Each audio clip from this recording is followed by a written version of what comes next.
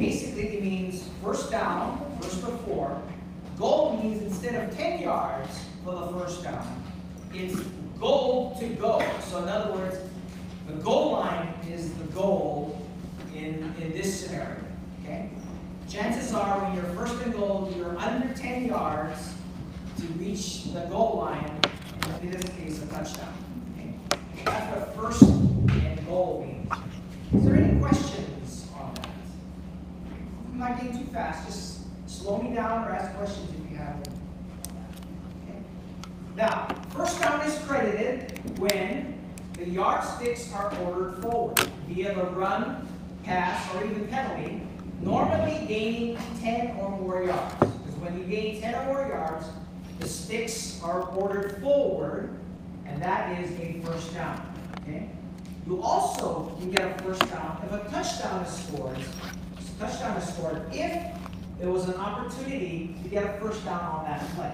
So for example, if it's a first and 10 on the 20-yard line and they scored a touchdown, if there was an opportunity to get a first down on that play, then you award a first down on that.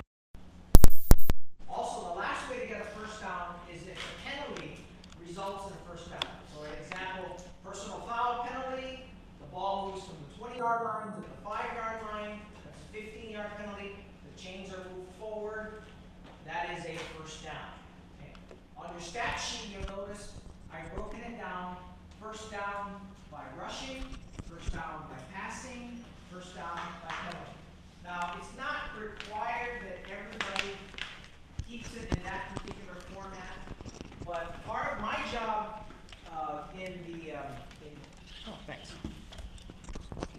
part of my job when taking stats is I need to tell the announcers if there is a trend. Let's say, for example, one team has scored 6 first downs, but all by penalty, and none by rushing. That tells you already that the team has not had a very successful run offensively, but they're getting a first down by penalty. So basically what you're doing is when you're taking stats, you're telling a story in many different ways. Maybe one team rushes the ball more than passes. That tells a story that, okay, a team is doing a really good job rushing the ball. Okay? So with stats, you're telling a story. Now, a team can get 2 first downs on any particular play. For example, if yards on the play results in a first down and a penalty takes place on the play, normally 10 or more yards, it results in a first down. So for example, A's ball on the team A's 10-yard line. Okay? Running back Alika rushes for 20 yards to the team A's 30, and team B is penalized 15 yards from that point to the team A's 45. So you're going to credit Alika with a rush of 20 yards and team B with a penalty of 15 yards, and then you're going to credit team A with a first down by rush and a first down by penalty. Okay? Does everybody understand? Does it all make sense? Okay? Because the sticks would have been moved forward once without the penalty, but in this case, the penalty of 15 yards would have moved the stick again. Okay? So that's 2 first downs on that particular play. Do they physically stop to do the change twice to kind of signify it's 2, or do they just change? They just move it. In this case, they move it 35 yards forward. Okay, in this case, yeah. Okay, good question. Any questions? Okay, here are some situations where our team does not get a first down. Okay, on any kickoff, punt, interception, or fumble return, no matter how long the play is. Okay, however, there is one exception. Now, if the play is over and the penalty is enforced against the new defensive team, causing the yardsticks to move. Okay, so let me try and explain that. Let's say we had a punt return, and the punt return team returns the ball and is tackled, and let's say there's a late hit on the play. So this foul occurred after the play is over. Without the foul, it would have been 1st and 10 at that particular spot, but with the penalty, a 15-yard penalty moving the ball further up the field, that team would receive a first down by penalty. Okay? So in that case, you will award a first down by penalty. Okay? Okay? That's normally when the play is over. Okay? Yes, question? Is this going to be available after? Yes, all of this information, the stat sheets, this PowerPoint presentation will be on a site that you can download the PDF document. So don't worry about writing everything down here. Just take the notes that you need to take for that. Paul. So it's only when the play is over. So like a face mask wouldn't be given a. If the play is over and the play results in additional yards against the new defensive team, okay, then you will award a first down. And if it's part of the play, face mask wouldn't. That's correct. When it's part of the play, then the new offense has not started. Kyle. They're going to signal dead ball follow-up. That's correct. And we'll talk a little bit about penalties and in part 3. We'll talk about the types of penalties and the yards involved in that. So again, there's a fine line to that, and we'll get into that little more advanced area when we get to it. All right? Because I know all the experienced people are all they understand, but it took them a long time to try and understand this. But we're just trying to get you with the fundamentals of the first downs here. So the next exception is on an offensive play when the yards gained for a first down is negated when a team possession is lost due to a fumble or interception. So example, pass, it's caught, it's beyond 10 yards, but the person fumbles on the play, loses the ball. Even though that person gained, you're going to credit them with the yards gained, 20, but that's not enough. You don't give them a first down. Why? Because the yardsticks didn't successfully move forward on that play. Okay? So if there is a fumble or interception, no matter how many yards gained positive on that play, you do not award a first down. Question? What if he gets the ball back after he fumbles? Okay, good question. If the new team, let's say there's a pass, guy catches it, fumble, team B, the other team, picks it up and runs.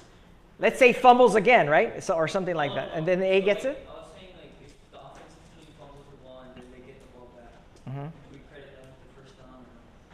Yes. If A fumbles the ball and then they recover their own fumble, that is since it has not changed possession, they do get a first down.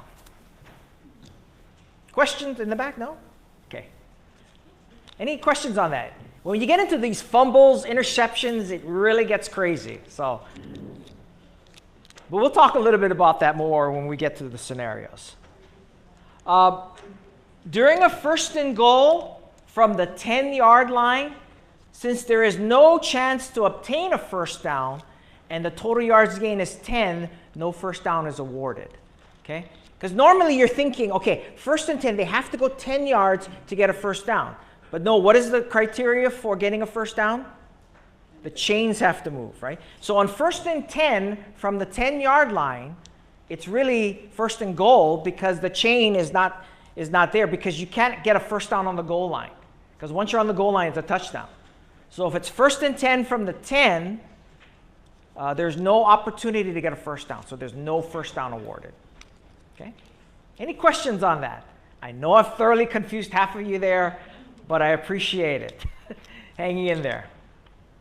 Okay, next thing we're going to talk about is spotting the football. Probably the most important thing you need to do as a statistician, because you always need to know if it's first and 10, the next thing you need to know is what yard line the ball is on. Okay? So, the rule of thumb is if any part of the football is touching the vertical line or the hash mark as they call it, above any yard stripe, spot the ball from that yard line. Okay? If the ball is between two hash marks, spot the ball forward towards the next nearest line. Does that make sense? Okay? So quick quiz, okay? Team A is driving in that direction. Okay? The ball is placed here. Where's the ball spotted? 20-yard line. Very good. Okay? Example number 2. Team A is driving. Ball is spotted here. Where's the ball spotted? 19-yard line. Okay, very good. So now you got the basics of spotting the ball. But of course, yes, there are exceptions. Go ahead. Okay, so I also do the computer. Yes. So it kind of comes off of that. Yes. So if you go to the 19-yard line, and that will equal 10 yards. I will talk about that. Okay. Because there are exceptions to spotting the ball. Okay? On a change of possession, it's possible that the yard line for one team may not be the same for another team. So let's take this example here. Team A is driving in towards the right. Okay? 4th down, Team A drives to this spot. What yard line? 19 yard line. But since it's 4th down and they're short of the first down, it's Team B's ball. So Team B ball is driving the other way. The ball's placed at the same spot. Where's the ball? 20 yard line, correct. Okay? So you got to remember now, if it's 4th down, the ball's there. If we're going in the opposite direction, if it's between the hash marks, you have to point it in the new direction, in this case, the other way. Okay? Does everybody understand that? Yeah, kind of tricky, and it's harder. Believe me, it's harder to do it on the school fields or the grass fields than the artificial turf fields, which has the nice little hash marks. So I would say if you're in that situation, use the yard markers. Use that as your reference. Give a best guess in terms of is it the 1, 2, 3, 4, or the 5? Because you know the 0 and the 5. You just got to do your best in terms of where do you think the ball is marked on the field. Okay? Okay, exception number 2. And this addresses your question. In certain situations where there's less than 1 yard to gain for the first down, you have to spot the ball back 1 yard to conform with the principle that there must be 1 yard remaining on every play. Okay? So, situation. A, driving to the right. It's 1st and 10 on Team B. So A is the offense, B is always the defense in this situation. Ball is on the 30-yard line, 1st and 10. Okay, on first down, Team A drives 9.5 yards. So the ball now is between the 20 and the 21-yard line, between each other. So where's the ball spotted? 21. The ball spot on the 21. It's 2nd and 1 on the 21-yard line. Even though it can be a hair close or even barely touching it, but because you must have 1 yard to go for first down, you have to spot the ball back 1 yard to the 21-yard line.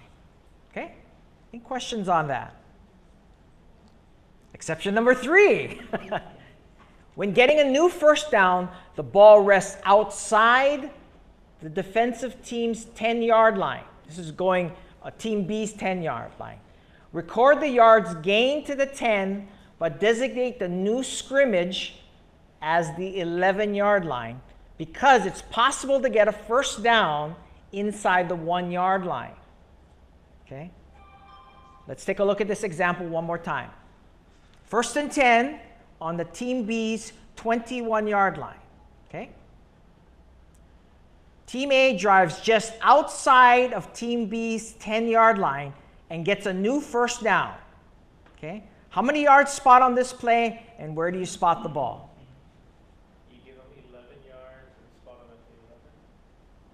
You give them 11 yards and spot them at the 11. You give them 11 yards and spot at the 11? What do you?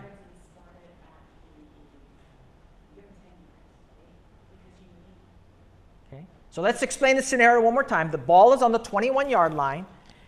The ball rests now between the 10 and 11-yard line. Okay? For a first down. Okay? So, the question is, how many yards would you give them? And where's the ball spotted?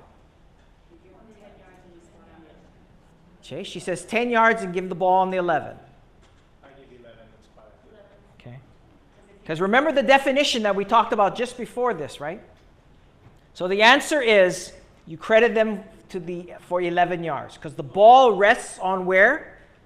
The 10-yard line. Okay?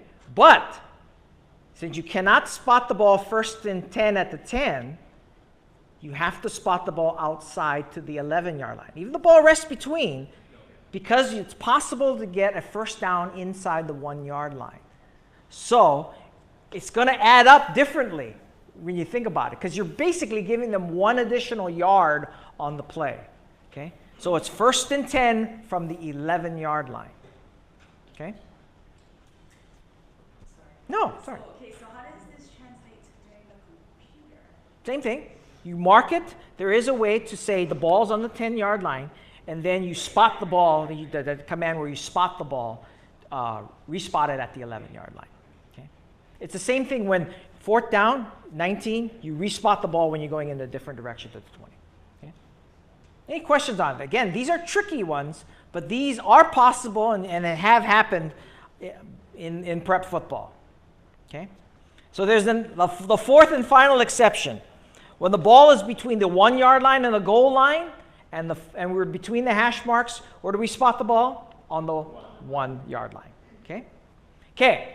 Next, we'll talk about my stat sheet here. Okay? Again, this is like 4th or 5th generation of stat sheets that I've used through my career. And I started my career back in 1979 when my classmate asked me, "Oh, can you help my uncle take stats for me?" And I said, "Okay, sure, I'll take stats. Who's your uncle?" Well, my uncle is Hugh Yoshida, head coach at Lelehu High School. And so that's how I started my career as a junior at Lelehu High School, taking offensive stats for my classmate whose uncle is Hugh Yoshida. And so for many of you who know Hugh Yoshida, he's had an illustrious career at Lelehu High School. He won 2 state championships there, became the AD at the University of Hawaii. So I've learned a lot of stats through him, as well as the other stat people through the years. So familiarize yourself with this as we talk a little bit about that. But before that, I want to focus in on this sheet here. This is the play-by-play worksheet that you'll have here, and that you'll be using that.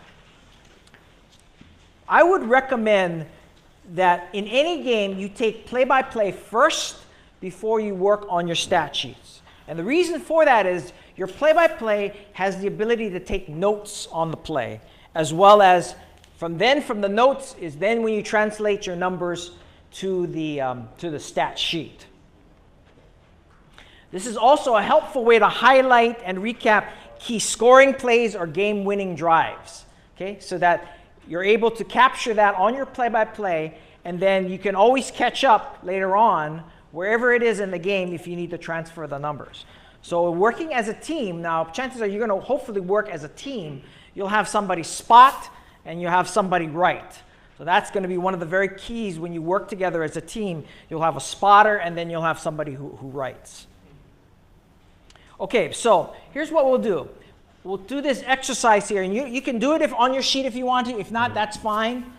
This is how I would basically write on my play-by-play sheet. So play number 1 is 1st and 10 from Team A's 20-yard line. So what I do is I would write on the top, play number 1, which is the first column, 1st and 10 on the A20. Okay?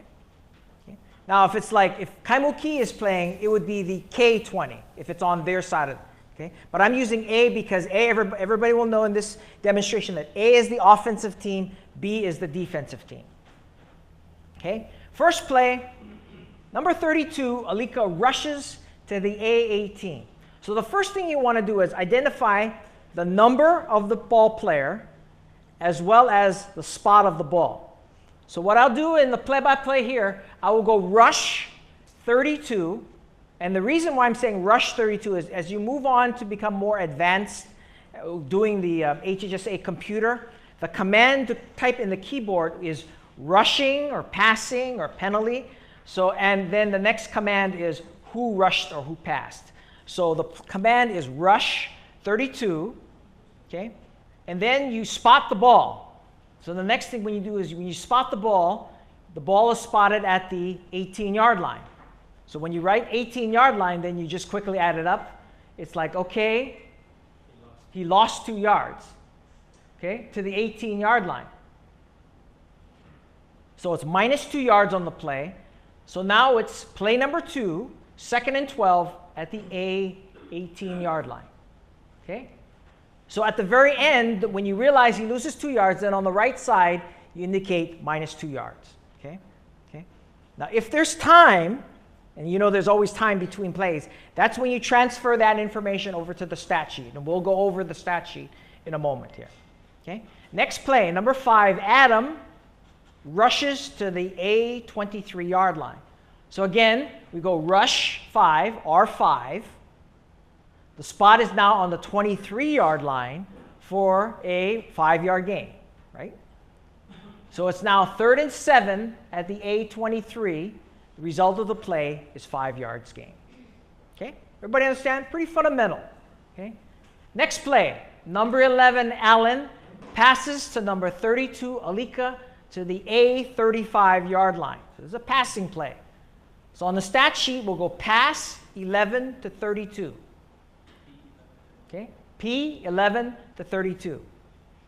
Okay? Spotting the ball is on the A 35, which is a gain of what? Gain of 12. 12 yards. So I put plus 12. So it's now play 4, 1st and 10 on the A 35. Okay? Any questions on that? Pretty straightforward. Okay? Okay, now we'll talk about the rushing part on the stat sheet. Okay? So basically what we're going to do is we're going to show you the same plays, but then transfer them onto the stat sheet. But little word on the stat sheet. The column on the far left-hand side represents team rushing, so that you always have a total cumulative rushing for the entire team for all players. The columns on the right represent 5 or 6 or 7 players who will be rushing individually. Okay? So all numbers that I place on here are cumulative totals, not the rushing numbers on that particular play. So how we'll work on this sheet is that I wrote down the names of the rushers here. So on the first play, as you recall, Alika rushes for minus 2 yards. So we wrote that down on the play-by-play. So now we're going to transfer that number to this stat sheet. So basically what we'll do is for Alika, 32, he now has 1 rush for minus 2 yards. Okay? So every time you add a number to the individual, you have to add a number to the team stats. So that you'll always have the cumulative numbers for the individuals will always equal the team total. Okay? Second play, Adam rushes for 5 yards. So number 5, Adam goes for 5 yards. So in this case, 5 yards under Adam. And what else is next? 5 yards. So what's now the cumulative total? 2 for 3 yards. Very good. It's always a running total. Okay? Because you can run individual, but then you're going to want to know how many yards total. Right. Okay. And every once in a while, if there's a break in the action, you can always add up the numbers on the individual and to see if you match it up. Questions? Any questions? No. Here's another play. Number 11, Allen rushes for 12 yards. So in this case, what we do for Allen, 12 yards on his column. Then it's 3 for 15. Okay? Now we'll throw in another wrinkle here. Now we'll have Adams rushes for 6 yards and a touchdown. 6 yards and a touchdown. So for me, I use a little star. You can do a circle. You can do whatever you want to do. But as long as you designate that spot on the stat sheet as 6 yards and a touchdown. Okay, so that's cumulative too then. That's always cumulative, correct. And you must do the same thing on the team stats by adding 6 more yards for 21 yards and a touchdown. Okay? Any questions on that? Everybody make sense? Okay. Okay, now we're going to talk a little bit about passing, the column on the right-hand side. Okay? The order is passes completed, then passes attempted, and that's why the attempted, you have the numbers going 1 all the way down to 30 plus attempts. The big block is total yards passing.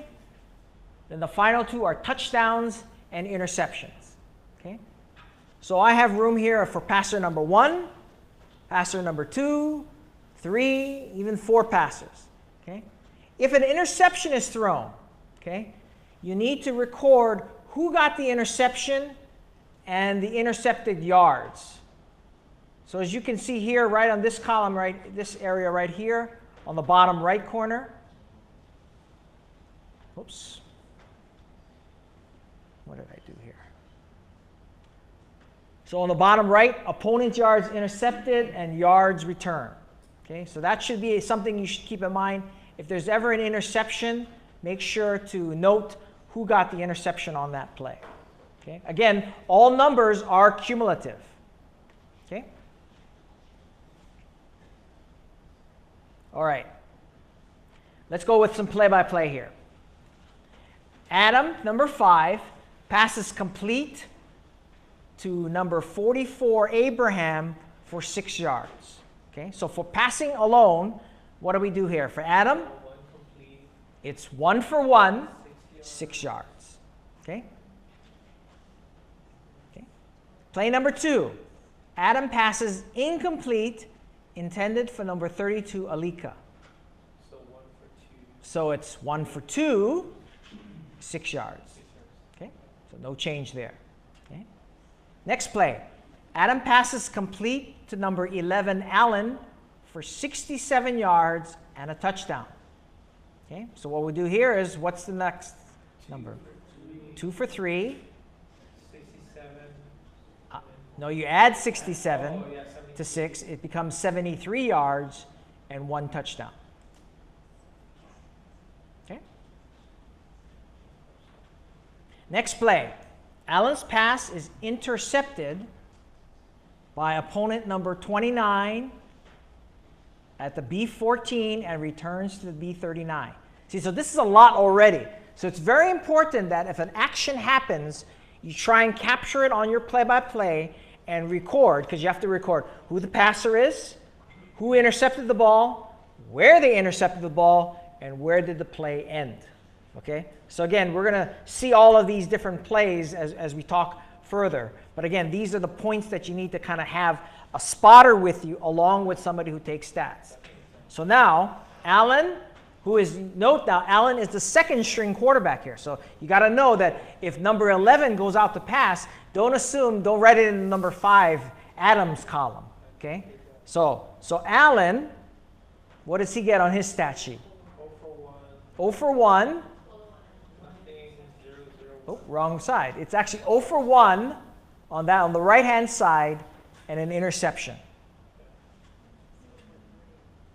So 0 and then 1 And then the interception area on the bottom right, it should be number 29 for 25 yards. Okay? Everybody understand that? Okay, next, since we talked about quarterbacks, if a pass is completed, we also have to record numbers for the receivers. Okay? So the receivers are located right below the passers. I have 12 receivers, because you never know in these days. You might have those spread offenses. You might have tons of receivers out there.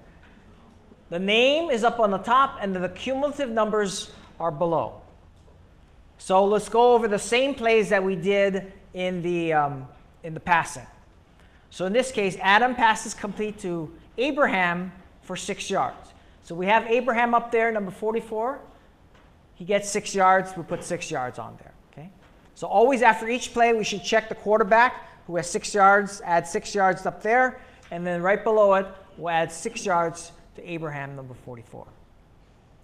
Next is Adam passes incomplete, intended for 32, Alika. What do we do on this play for the receivers?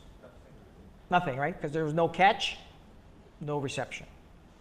Next play, Adam passes complete to Allen for 67 yards and a touchdown. So we record what? 67 yards and a star for a touchdown. Okay? Okay, make sense? Okay, last, Allen passes intercepted by opponent 29 and goes from the B14 to the B39. So is there any reception here? No. So we don't worry about that. Okay? Any questions on that? It's very confusing, as you can see, rushing and passing. Okay?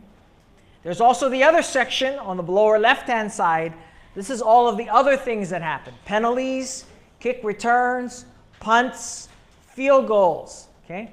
So the only thing I want to point out is that during the game, you're going to be adding these different numbers. They all represent cumulative yards total. So penalties, you can see the first penalty was for how long? 10 yards. The second penalty was for how long? 5 yards. So it's because it's cumulative. Okay?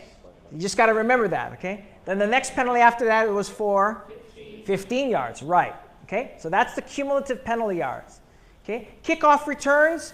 For this team, you put all of the kickoff returns on one column. If you have a second stringer, you can always put them on the right-hand side. But try and figure out who is the person that's going to return the kicks the most. You want to put them on the left-hand column. Okay? If we have a field goal, 48 Smith, the first number 22 represents the yards. How long was the field goal? And if it was good or no good. Okay? Now on the bottom here, you'll see punts. Smith has number 48 Smith. His first punt was 48 yards. His second punt was 52 yards. I put an extra column here because if you're going to average it out, the numbers are going to get quite high. So I added a second column here so that if you add the first and second number, it'll equal the total cumulative yards, and that's his average. But keep in mind now, whenever you have a punt and you have a punt return, it's possible you want to put the opponent's punt returns on next to the punts. Because it all happens on one play, you want one next to another. Okay?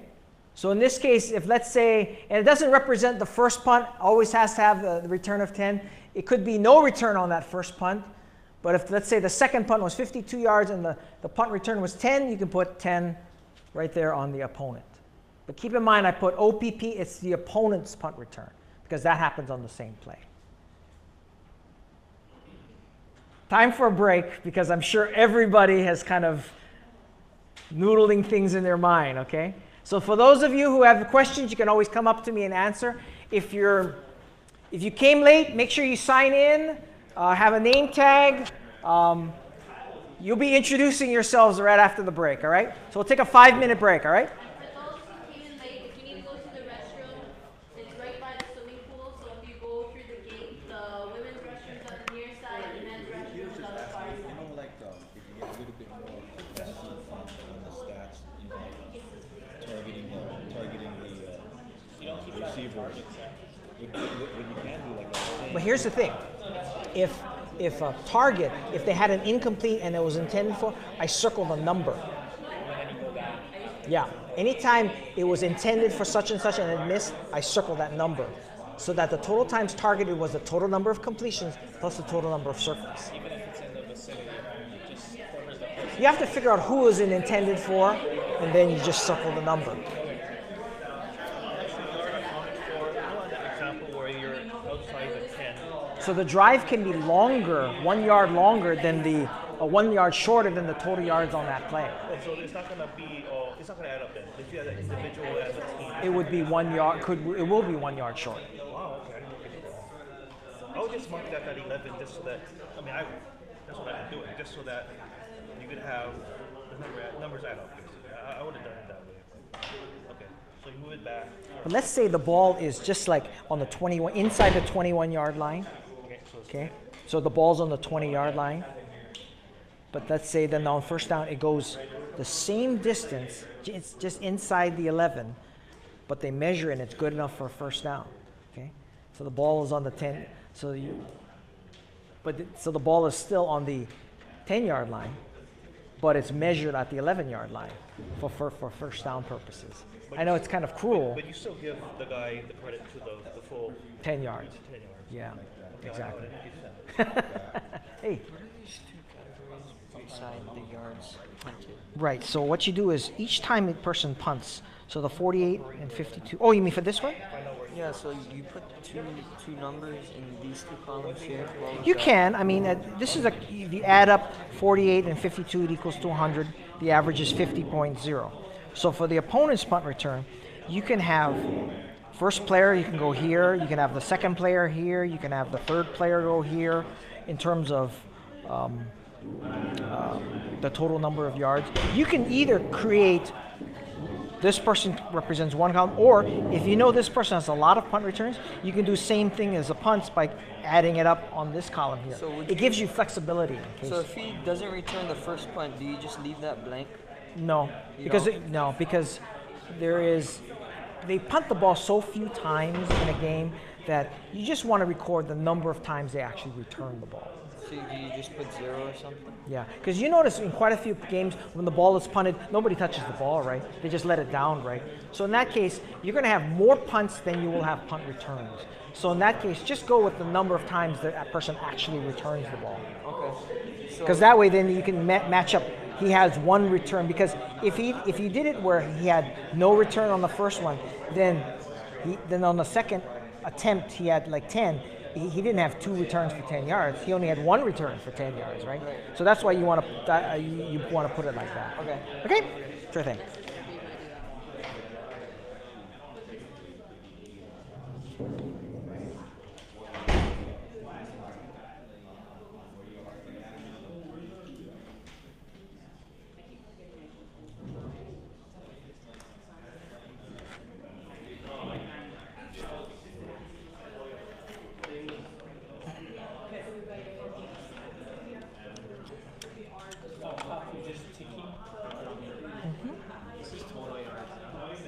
Yes, cumulative yards.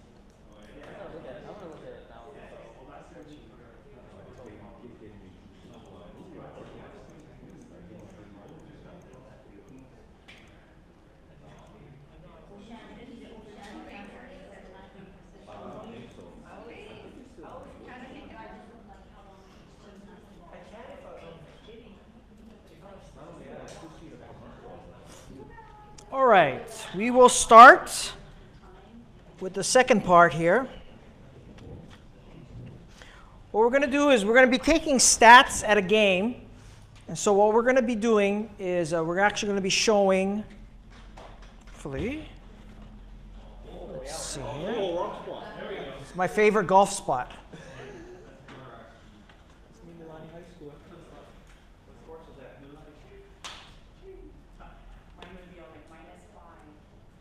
So what we're doing is we're going to be taking stats at the game, and what we're going to be doing is you're going to be taking play-by-play. So use your play-by-play sheet in this case. So what we're going to be asking you to do here, we're going to be, can everybody see this screen here? Okay, or kind of position yourself so you can see it. So what we want you to do is identify the player's number. Try and spot the ball, determine the down and distance, and then how many yards you'll give on each particular play. But I guess before we start, let's continue with the people who just came into the room. So for those of you who just came in the room, your name, what school you're from, and how many years experience. So start all the way in the back corner. Sure.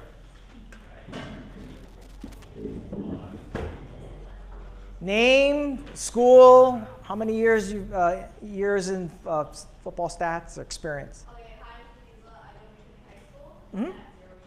Great. Thanks. A number of us in this room have 0 years as well. Hi, I'm Jade. I go to high school as well, and I also have 0 years. Great. Thank you. The better way to say it is, this is my first year. Great. Thanks, Haley.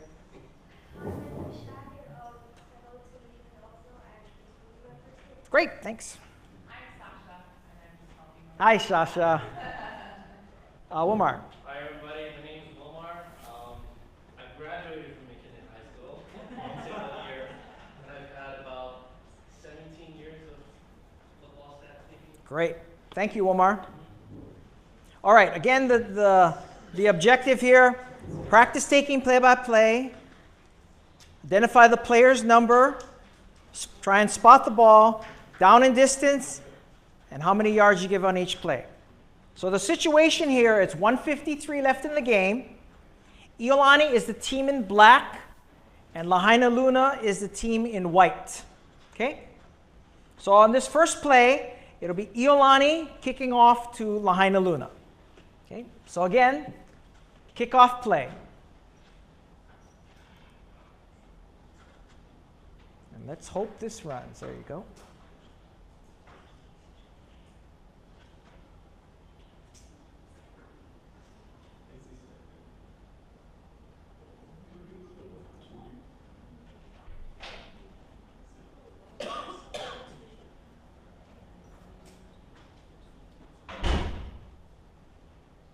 Now I know all of you can't get it on the first try, so let's run the play again.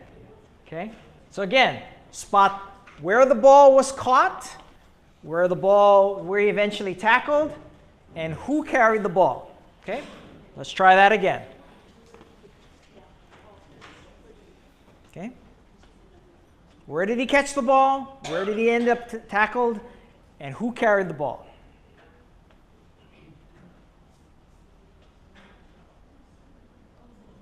Use your best guess, because you're the spotter.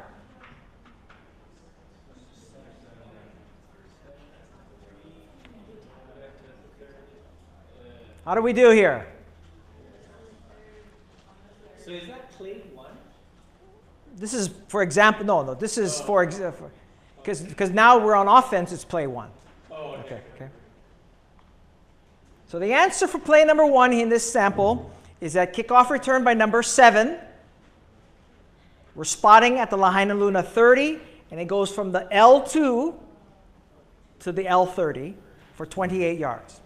How many got that right? None of you. The L represents the Lahaina Luna side of the field. So in this case, since we're not using A and B, Lahaina Luna will be the L, and the Iolani will be the I. Okay? Yeah. 2 or 3 is fine. I think that's a good guess. But so a question was asked to me. What do you feel about if the person's leg was on the 2, but the body was on the 3-yard line? Okay, go with the 2. Okay, because he traveled, when you think about it, 98 full yards if he goes all the way, instead of the 3. Okay, all right. Any questions on it? Yes. On the play-by-play, Yes. how would you report that kickoff? Okay, what you do is you probably want to do is on the first sheet where it says down and distance, I would write who the kickoff person was, who kicked the ball off. On the next column to the right, who caught the ball. And then in the main play-by-play, I would go L2 to 30, and then just to the right, I would put plus 28. Okay, that's how I would do the kickoff. Okay. Also, at the start of every possession, you want to put the time on the clock. Yeah. So in this case, so you know how long, because on your stat sheet, there's a column called possession time. That's how long each team had the ball on any particular time. So at the very top of each possession, you'll put, in this case, you put Lahaina and the time on the clock. Okay? And then underneath it, you put who kicked off, who received, L2 to 30, plus 28. Okay? All right. So we begin with this first play here, or it is 1st and 10 on the L30.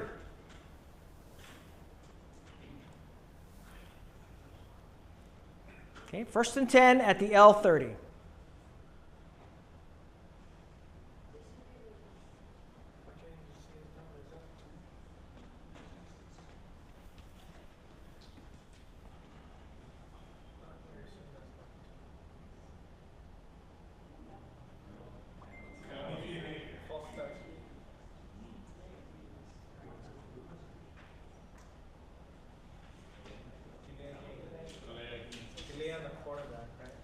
Okay, so now what do we got here now?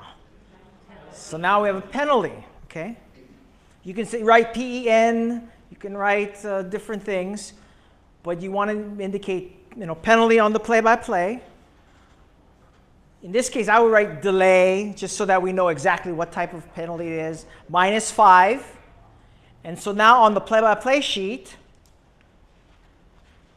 since we're spotting the ball on the 25-yard line, since we're repeating first down, keep in mind now, we're repeating first down, it is now 1st and 15 on the Lahainaluna 25-yard line. So again, on that first column, it's play number 1 again, because we have not, the down hasn't changed. Okay, so it's still play number 1, 1st and 15 on the L25. Okay, any questions on it? So you don't have to worry about who made the penalty? No. On the computer you might, but you want to listen to the referee.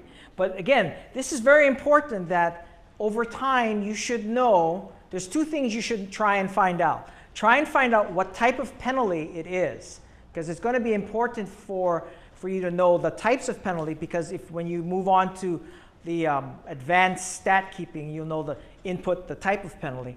And you also want to key in on this guy right here. This is the umpire. He's the guy that's going to march the ball from this yard line to this yard line, because that's going to determine how far you're going to enforce the penalty yards for. Okay? So in this case, 5-yard penalty. Most of us know that delay a game is a 5-yard penalty. But again, for verification purposes, you want to make sure that the umpire marches 5 yards.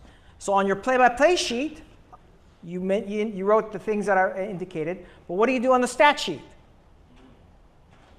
Don't forget, you have to transfer the number to the stat sheet, right? So what happens here? 5-yard penalty. And you're going to have one team. Team A is on one sheet. Team B is on another sheet. So you have to make sure on Lahainaluna's sheet, penalty 5 yards. Now you notice underneath I have a little that indicated the different types of penalties. That's optional. You can indicate what type of penalty it is, but for me, I indicate what type of penalty it is. Okay. You just take it. Yeah. The number of penalties, yeah. Because you notice I wrote false start. And the most common penalties I put on there, but there's going to be other penalties out there. Okay. So just to back up just a little bit, kickoff returns. You should have had numbers on your kickoff returns on your stat sheet. So you have to do the 28 yards for Lahainaluna, number 7, and then 28. Yeah. Okay. Any questions on that? Now, interesting question came up one day. What if this guy marches it from the 30-yard line and the ball touches the 24-yard line? What do we got here? What do you think? Okay, so the ball was on the 30, but let's say this umpire marches the ball and the ball rests on the 24-yard line. So what do you think we should do here? Spot it out the 24, but give him a 5-yard. What does everybody else think? Okay, the bottom line is we always need to spot the ball. Okay, so if the ball's spotted at the 24, it becomes a 6-yard penalty. Okay. Have to give it a 6-yard? Yeah, because the bottom line is that all the numbers should add up to the total yards of the drive. Should. There is that one exception where you have to spot the ball outside the 10-yard line. So if the ball is, let's say, spotted, let's say, on the 26-yard line, it becomes a 4-yard penalty. 4-yard penalty. And it would be 1st and 14 or 1st and 16. Okay? Okay? See? It's not our fault. It's the referee's fault for spotting it. Okay? I'm going to do that a lot, make him look bad. It's not so bad if there was no hash marks. You can kind of march at 5 yards. But if you're at like a Loa stadium or stadium that has turf that has hash marks, by rule we need to spot it exactly where the ball rests. Okay. Why is it? Because the down is repeated, so it's still play number 1 on your play-by-play. Okay.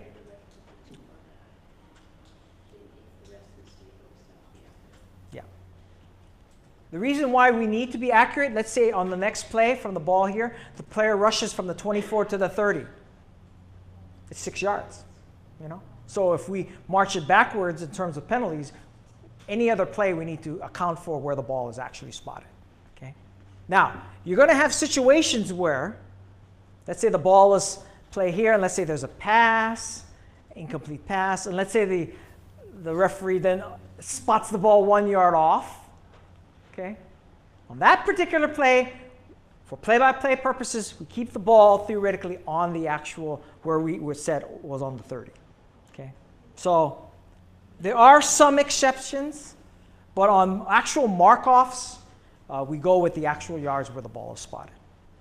Hopefully we would change it for down and distance, though, for our record purposes. Well, if let's say, so the example again is the ball is on the 31st down, we pass the ball, incomplete. Let's say on 2nd down, the umpire spots the ball on the 29-yard line by mistake. We will, for stat keeping purposes, the ball's still on the 30. Okay. The guy on the opposite, he doesn't move his. Shouldn't, because actually this guy is supposed to be looking at the sideline officials to line up the ball where the stick is. Okay.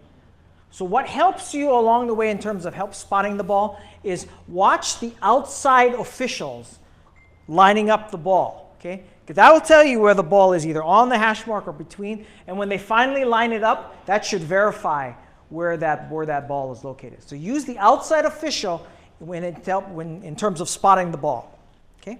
So we'll get to the next play. So again, it's 1st and 15. The ball is at the Lahaina Luna 25-yard line. Again, spot the ball, spot the player.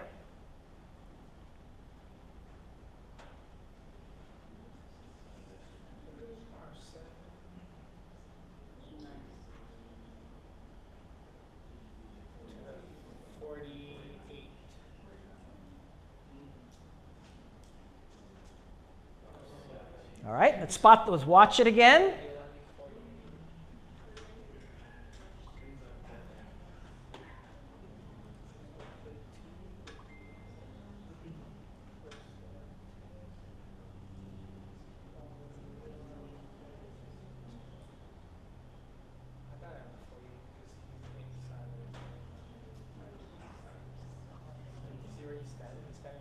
See, so use the outside official.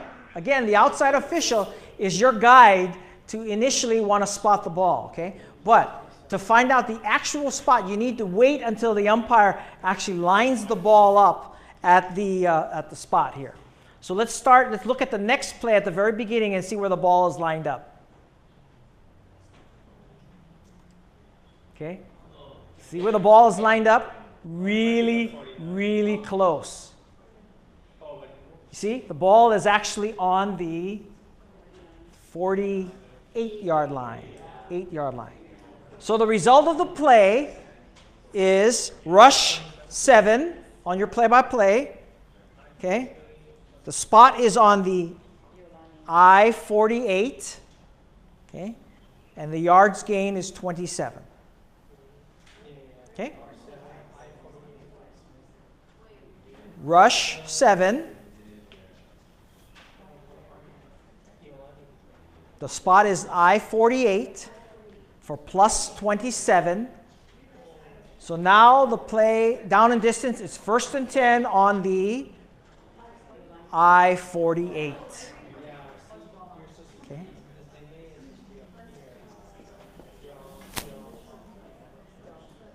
Okay. Any questions on that?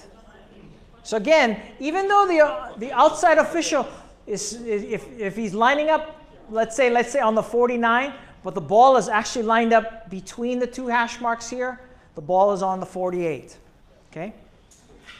So again, you have to wait until the umpire here actually physically places the ball down on the ground. Okay? All right? Next, play number 4, 1st and 10, ball on the Iolani 48-yard line.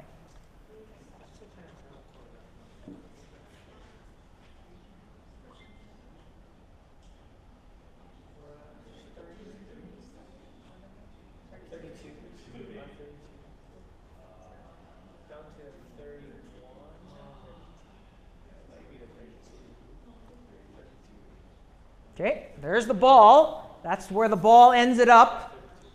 Okay. So what do we got on this play? On your play-by-play, rush 32, spot at the I-32 for how many yards? 16 yards, correct. So next is play number 3, 1st and 10 at the I-32. Okay. Everybody getting the hang of it? Okay. Don't you wish every play in between was a minute and a half, 2 minutes? You know, everything is all right. Okay. So did everybody on their stat sheet note 32 plus 16 yards on their individual stat sheet? Did everybody put 16 yards on the team rushing standpoint? Okay. So you got to remember that you got the play-by-play sheet, and now you need to transfer individual rushing, individual team rushing, and what else did we miss? No. 1st down rush. Okay? Okay, don't forget that now. Yeah. So far we should have 2 first downs by rushing on this drive. Okay? All right, does everybody get it? All right. Next play, it's 1st and 10 at the Iolani 32-yard line. Play number 4 in their play-by-play sheet.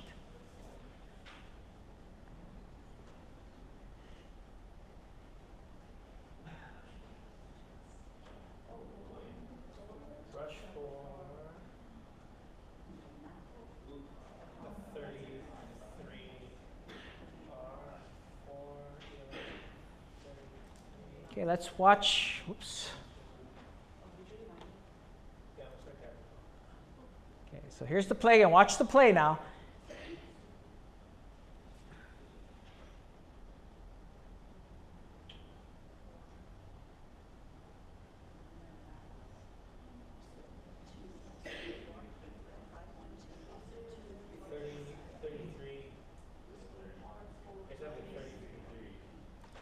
Okay, here's the ball. The ball, they spotted the ball here.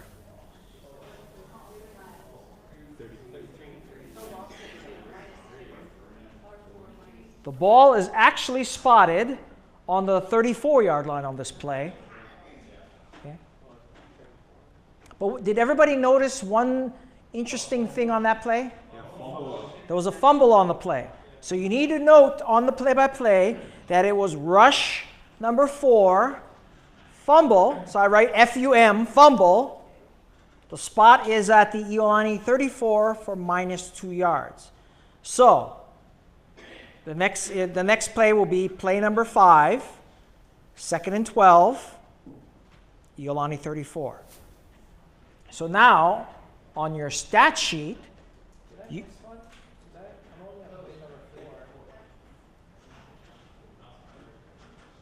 play number. Yes, oh yeah, play number 4. That's right. This was play number 4. Now, so on your individual stat sheet, you need to note that you need to credit who first? When the 4 for how many yards? -2. What's next? Team rush, -2. And what else? The fumble, right? It's not lost. He recovered. So you only note the first column, which is fumble, but it's not lost, so you don't circle the loss. Okay? Okay? That was play number 4. Play 4, right? Play 3? Play 3. 1st, 2nd, 3rd. That was play 3. That was play number 3. Because we repeated one play. Okay? Any questions on that? Does everybody understand the so far? So we don't really have to know who we On this, no. Correct. On your computer, yes. You gotta sit there and count them all, right? Yeah. Okay. So the ball now is at the Iolani 34. It is 2nd and 12 on the Iolani 34. This is the last play in, for example, for this series. Okay. So on the last play, here is the next play here.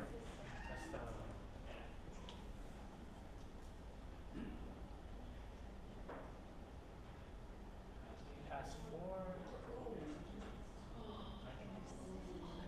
Oh, where did he catch it?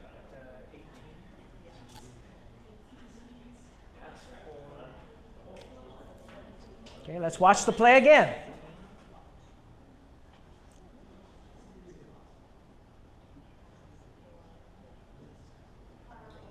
Well, he caught it on the 19, but it depends on where they.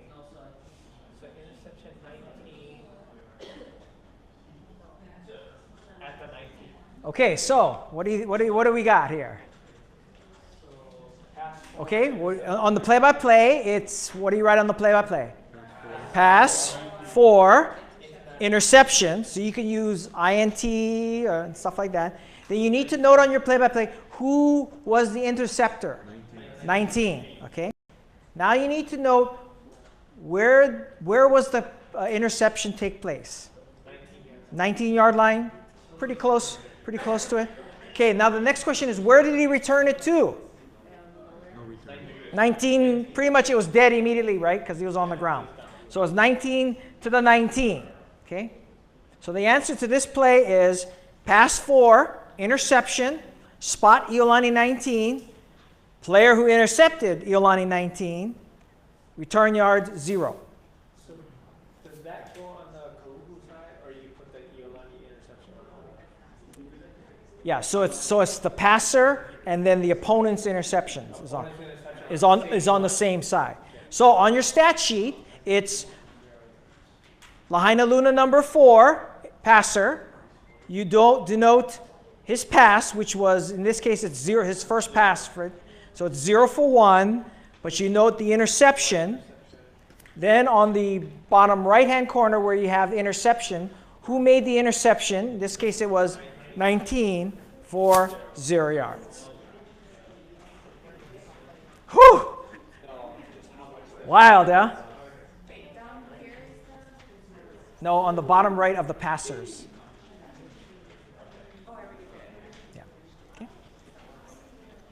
Any questions? All right, we'll take another break just because it's quite intense. So if you have any questions or if you want me to run the plays, come on up and we can talk a little bit more. Okay?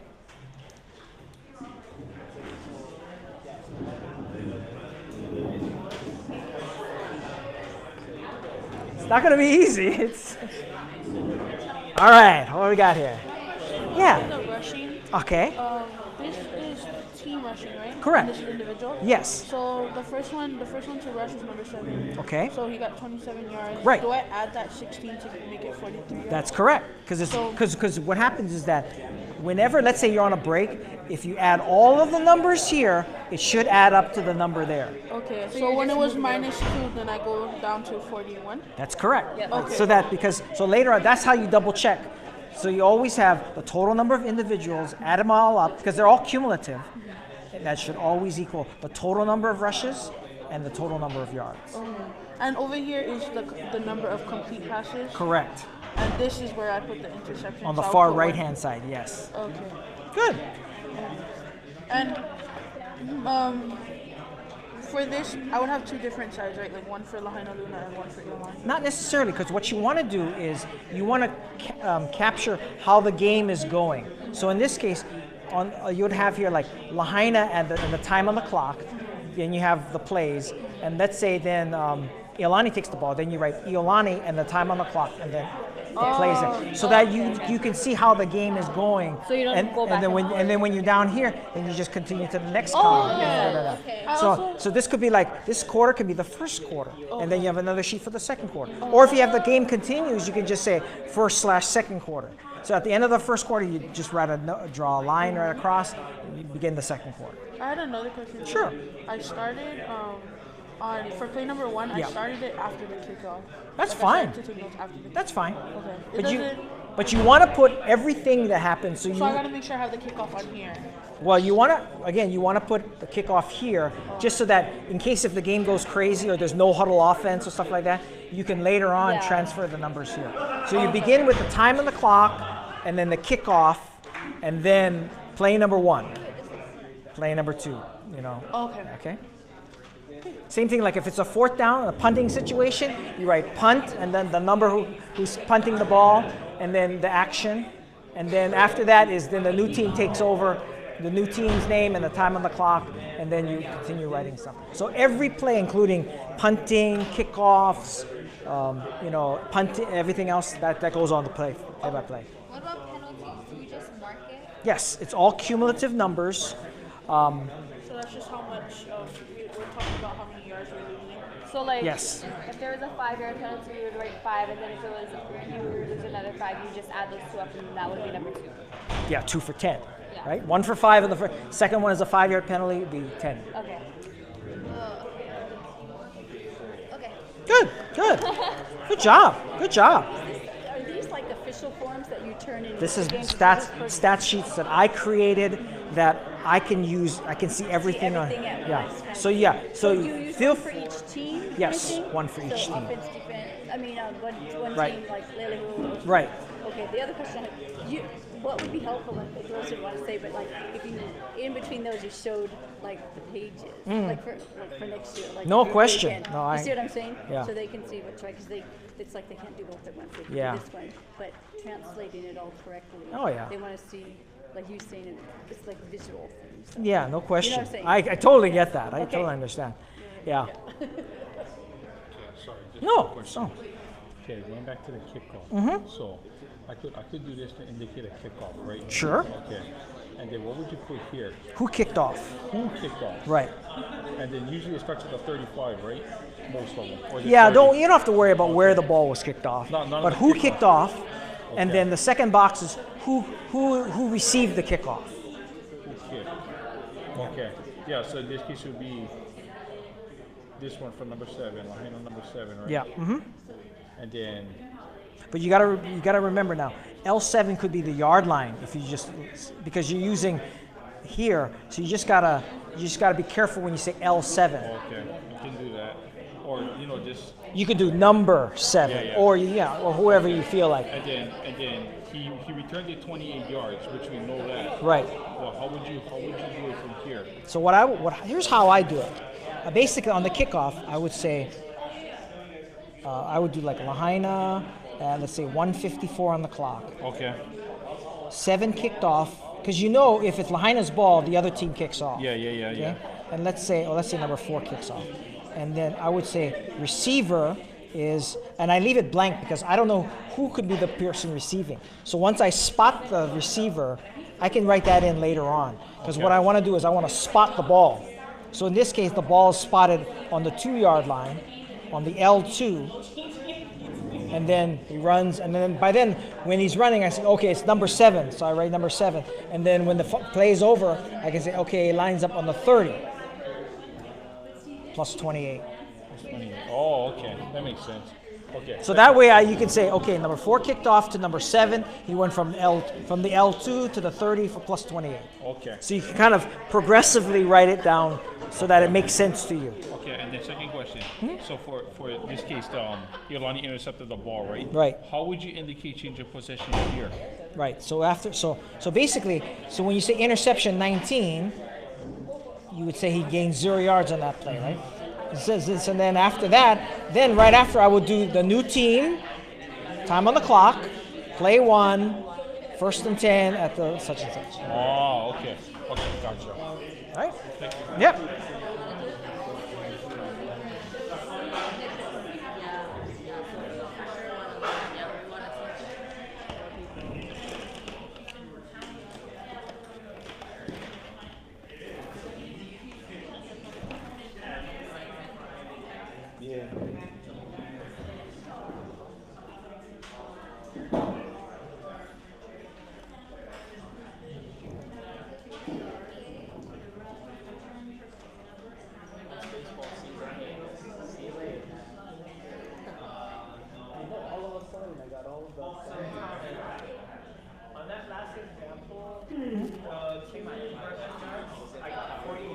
Sounds about right. Yeah, that sounds all right. I know one of them actually advanced. I think it was working on the one that they call the thunder.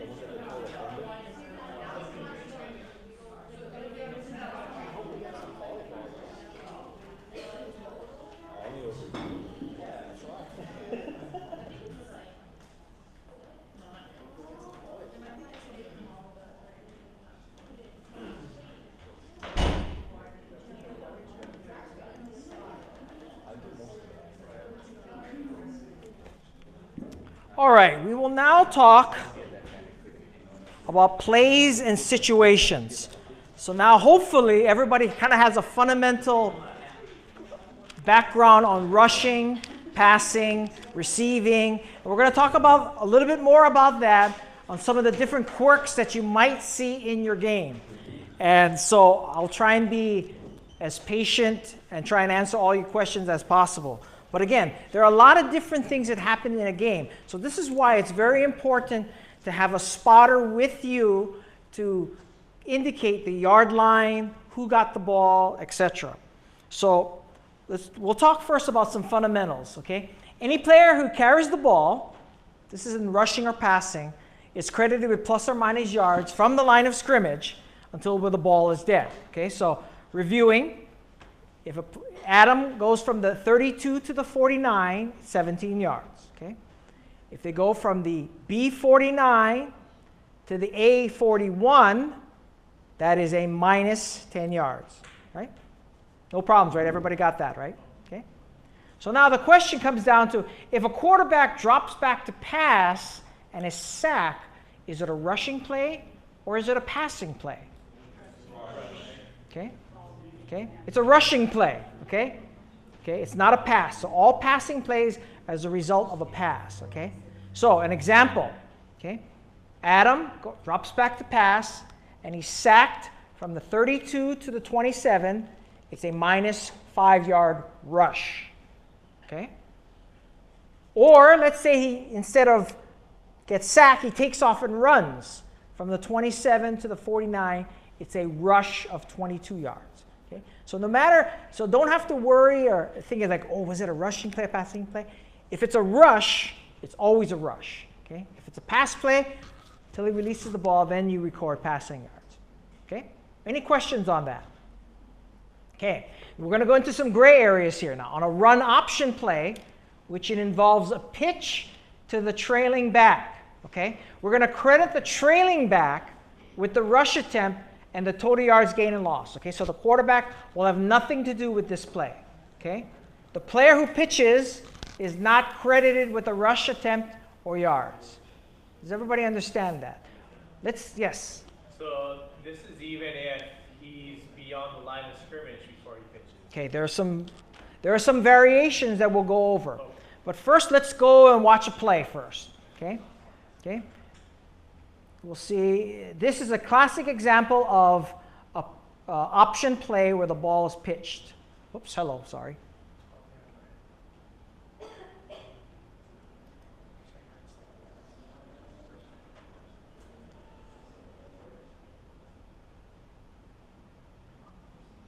Okay, so on this play, the quarterback gets nothing, and the rusher, in this case number 8, gets the rushing attempt and the yards, okay?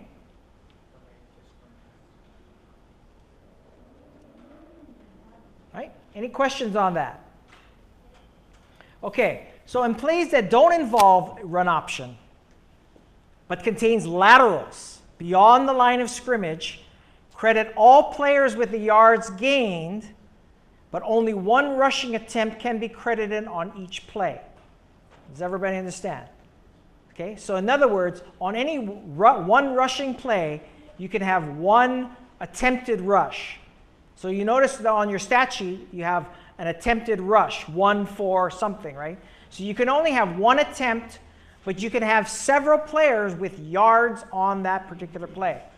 Okay, let's give a quick quiz here. Okay, from the 50-yard line, Adam advances the ball to the team B's 30, where it's passed backwards to Alika, who catches the ball at the 32 and then advances to the 25.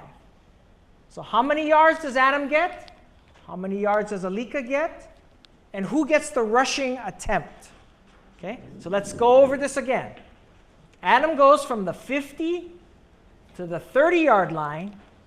Then he laterals the ball to Alika, who catches it at the 32 and advances it to the 25. So how many yards does Adam get? 20. He gets 20 yards. Everybody agree? 20 yards? 18. Some people say 20. Some people say 18. Okay. So let's break it down further. How many yards would Alika get? Alika will get how many?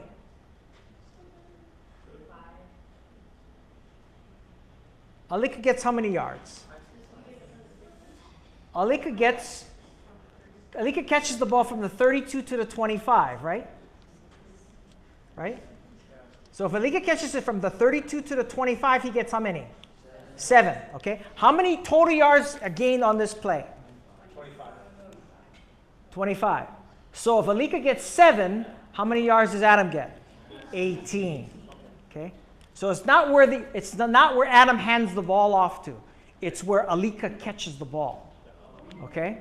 All right. Who gets the rushing attempt? Alika, Adam, ooh, a little bit. How many says Adam? How many says Alika? Alika. Adam gets the rushing attempt. He was the first guy to initiate the rush. Yeah. Okay. Okay. So, good question. How do you mark that on the stat sheet? Okay. So on the stat sheet, well, first of all, let's start with your play-by-play. Okay. You go, so what do you write on your, let's say, what do you write on the play? Rush, whatever Adam's number is, whatever, you can make up whatever number. Yeah, yeah. 5, you can say rush 5. Then what you want to do is, you want to pick up who got the ball next. Okay, so in this case, it's Alika. So Alika's number is what? 32. So when you say, okay, so 32 from the what yard line? 32. From the 32. Okay.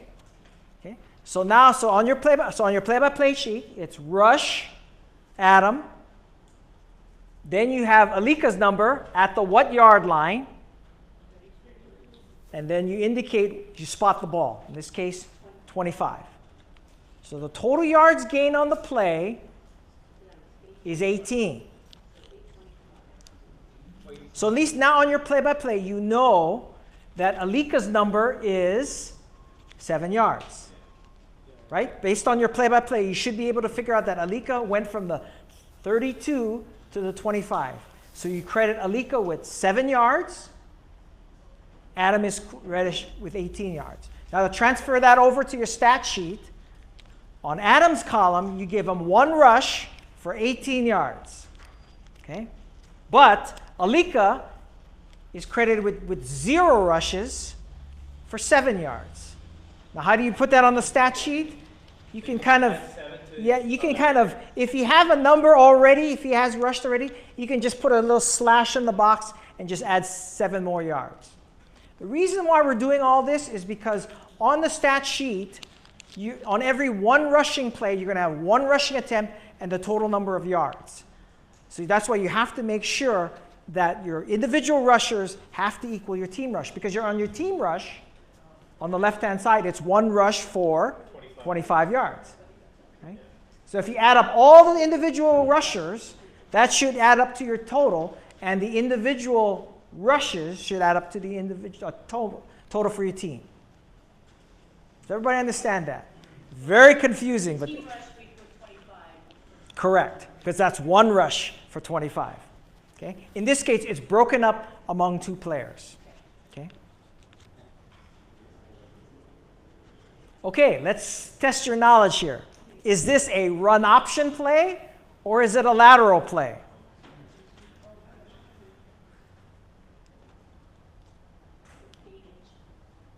Lateral.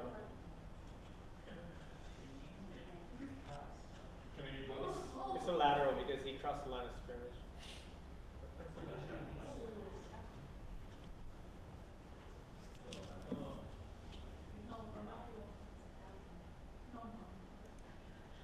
Okay, what do you guys think? Lateral. Is it a lateral or is it a run option play?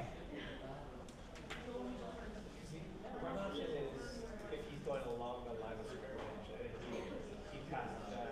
But he broke the line of scrimmage, so he turned it into a route. He already rushed for like 5 yards.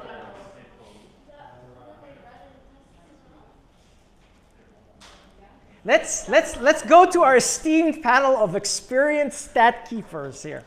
Okay, let's start with Stacy, who I truly respect. Okay, in your opinion, because again, this is the stat, because you are the stat people, you literally are in control of determining whether or not this is a lateral or it's a run option play. So in your opinion, Stacy, do you think this is a run option play or a lateral?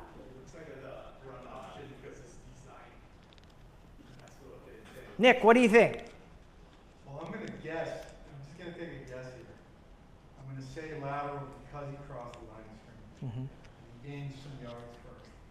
Could be wrong. See, even among the experienced, you have a divided opinion. Brandon, what do you think? He's right. Brandon, what do you think? Brandon, what do you think? I know you've had 4 years of experience in this thing.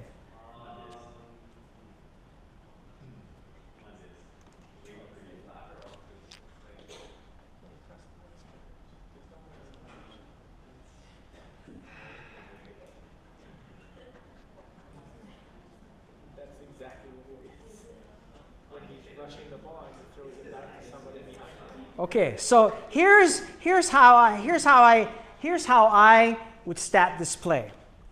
Question is this play a run option play or is it a lateral play? When I say run option means there is an option for the quarterback to pitch. Okay? So based on that definition, is this a run option play or is it a lateral play? It's a run option play. Okay? It doesn't matter if he went beyond the line of scrimmage. The key is the play, the offensive play is a run option play. Okay? So now, when he gets downfield and all hell breaks loose and then he starts lateraling, then you can say it's a lateral play. Okay? But fundamentally, this is a run option play.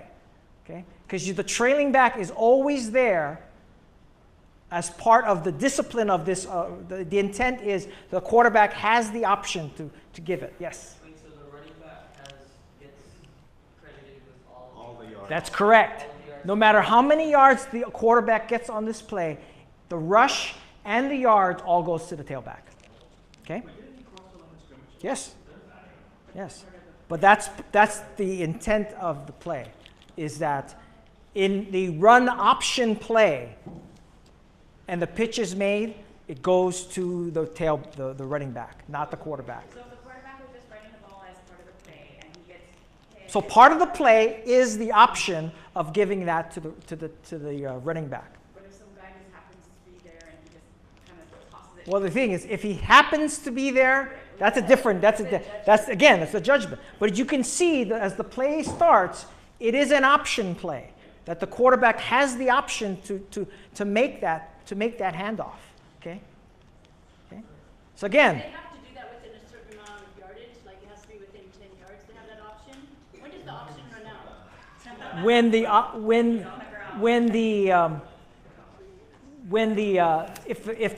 because the intent of the play is the quarterback runs and the running back always, you notice the running back never goes ahead of the quarterback. He always stays a certain distance and tries to steer clear of all the defenders.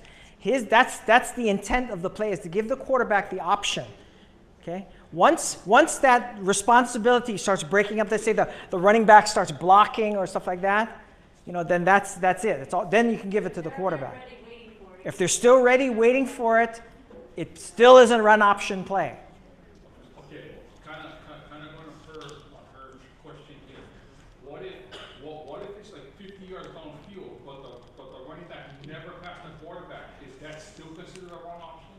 Again, I would say, For some reason he happens to pass it 50 yards downfield. yeah, that's where it gets a little bit, where it gets a little bit hairy.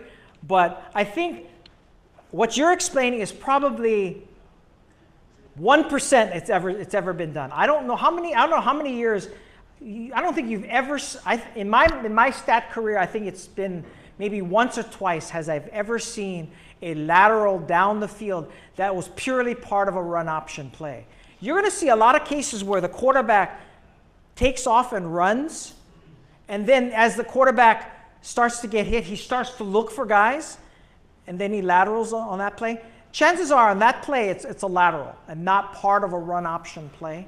Very rarely, I would say very rare. I don't know, Stacy, have you ever seen a lateral play that far down the field?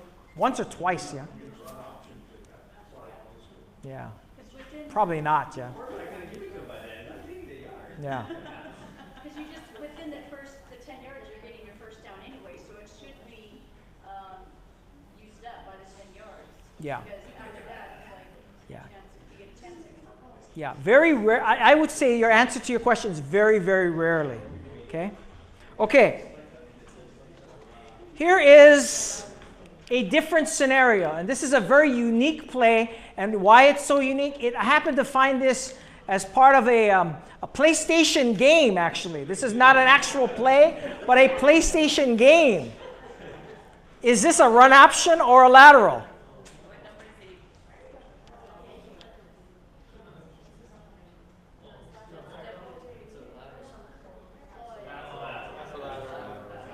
So what do you guys think about this play? That's almost what I was just talking about. Exactly. But you see how rare this ever happened. I don't know if I've ever seen a play like this. But this is a video game, so that's only different. Question.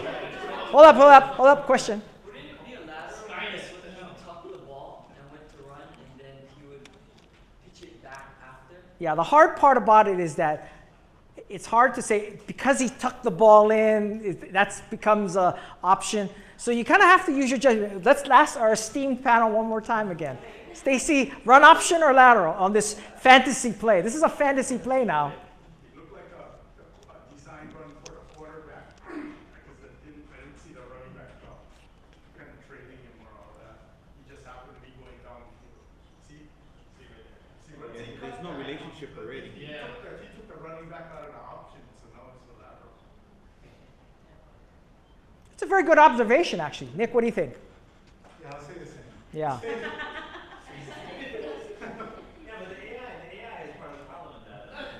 Yeah, no, I agree.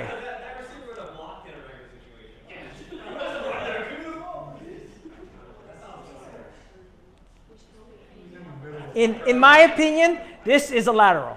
This is a lateral play. This is not really a run. It's not really a run option play. So I said this. I looked all throughout the internet for a possible lateral play. Could not find it. Very, very, very rare would you see a play like that.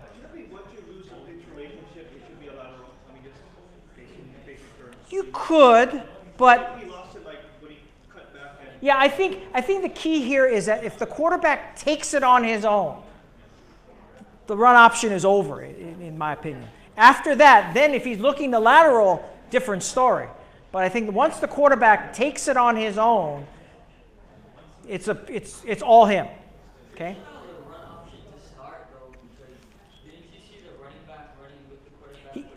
I agree. In this case, you look at the running back on this play, and the running back kind of gives up.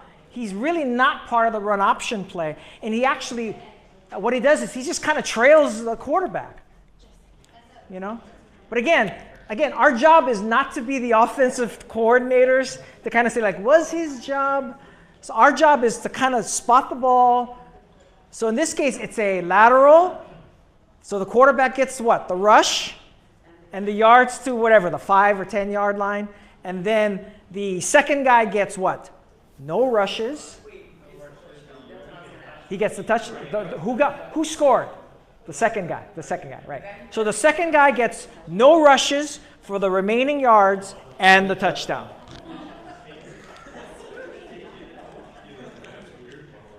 Thank you. I've thoroughly confused you. Okay.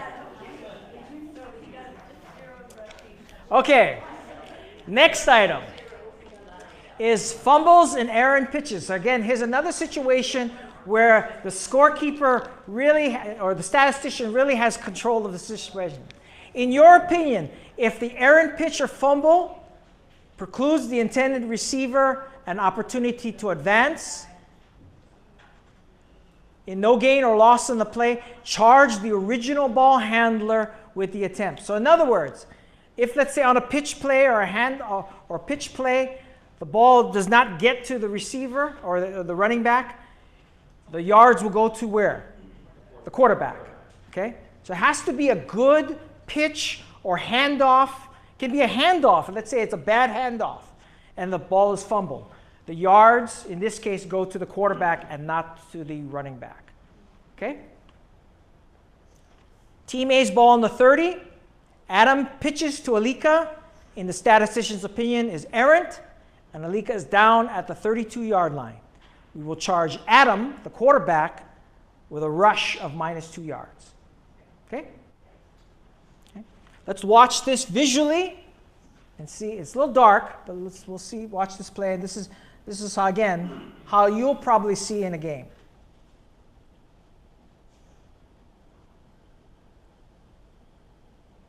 Bad pitch.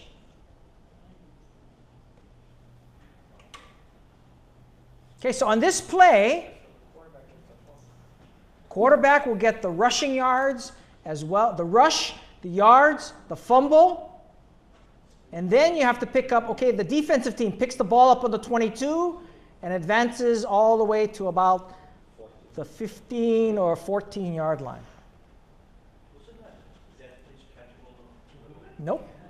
Nope. I don't think the pitch was catchable. It was actually behind the runner. Watch it. Behind.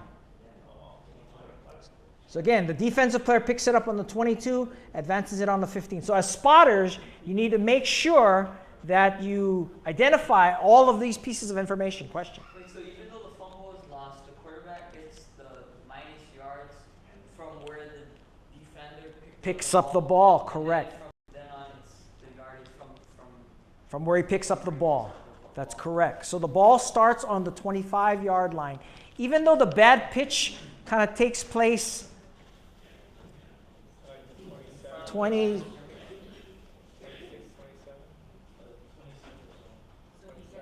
So the ball is pitched around the 26-yard line, and the ball is fumbled at that point.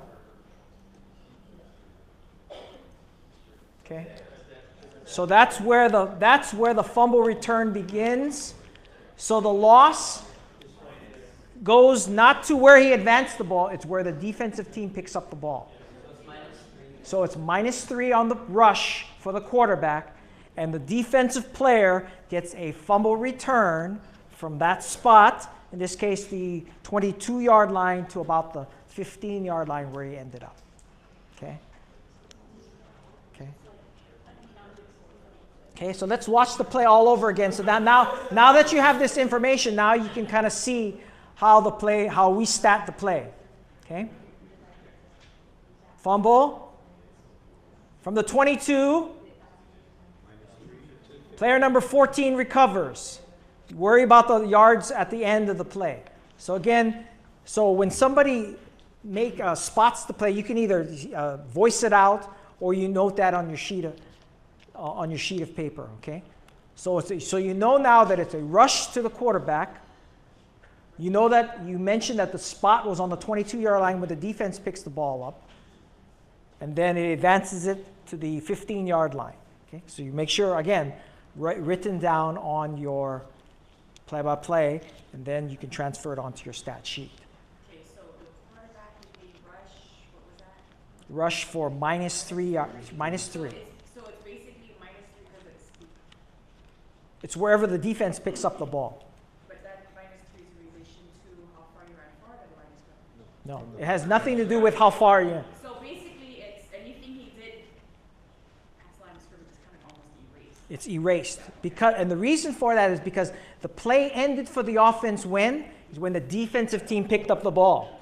Okay? So that's the key here, is that when the play ends on a turnover, that's when the offense doesn't have the ball. From line of scrimmage to where the defense picked up the ball. It's only from where he dropped it. Why is it It's not where he's dropped it, it's where the defense picked up the ball. So in that case, it's a -3 yards on that play. Yeah, but that's a lot more. But so what happens between line of scrimmage and where he dropped it? It has nothing to do with that play because the offense still had possession of the ball. Let's say, for example, I'll get to your question. Let's say, for example, the quarterback goes and the ball fumbles forward, and then the defense picks it up 10 yards down the road. 10 yards down the road. So the quarterback gets positive 10 yards, and then the defense will get the yards coming back. So it really is the bounce of the ball. So in this case, the quarterback gets negative yards. In the second example, the ball's fumbled forward, the defense picks the ball up 10 yards and starts running back. The play is the quarterback will get a 10-yard positive rush on the play. Wait, hold on. Question first. So you know for the play-by-play on that, Yes. you put R and then the number of the quarterback. Correct. And then you put fumble. Fumble lost. Fumble lost. And then you put -3 on Then you put the defensive, where the defense picked up the ball. Because that's in your mind, that's where you need to. If you're recreating the play, you want to know who rushed the play, what happened, fumbled, where. Okay, in this case, it was the 22-yard line. Advances it to the 15. Who recovered it? So in that way, in your mind, when you're recreating and transferring the numbers, it's who do I give the rush to? Quarterback. How many yards did he go? In this case, -3 yards. The return was for 7 yards, and you credit it to the defense in terms of the fumble return value. On that one line. Nick? Yes. If you can put it on 2 lines if you like, but whatever room you need. Yeah, Nick? Everybody probably knows this already, but just so everybody knows, the -3 is from because the play started at the 25. Correct. And it ended at the 22, so that's where you get the -3. Just in case anybody Yes. it doesn't really matter that the ball went up there. Correct. Started at the 25 and was picked up at the 22. Right, because the play ended on the 22. Not really ended. Well, the change of possession. Right. That's where you get the -3. And then a new possession time, right? I see some dazed eyes on there, but I appreciate you hanging in there. Okay, same thing with rushing. Passing is the same way in terms of there should be 1 pass, 1 reception, and if there's multiple people receiving the ball and lateraling it off, you can give to as many receivers as you want to, but again, only 1 reception. Okay? Note that a shovel pass is considered a forward pass. Does everybody know or don't know? Who doesn't know what a shovel pass is? Shovel pass is basically a pitch, but it's a forward pitch. So one of the things is sometimes as we watch the game, we're thinking that all pitches are rushes, but not all the time. If it's a forward pitch, it is considered a pass. Okay? And let's see an example of a pitch, a forward pitch.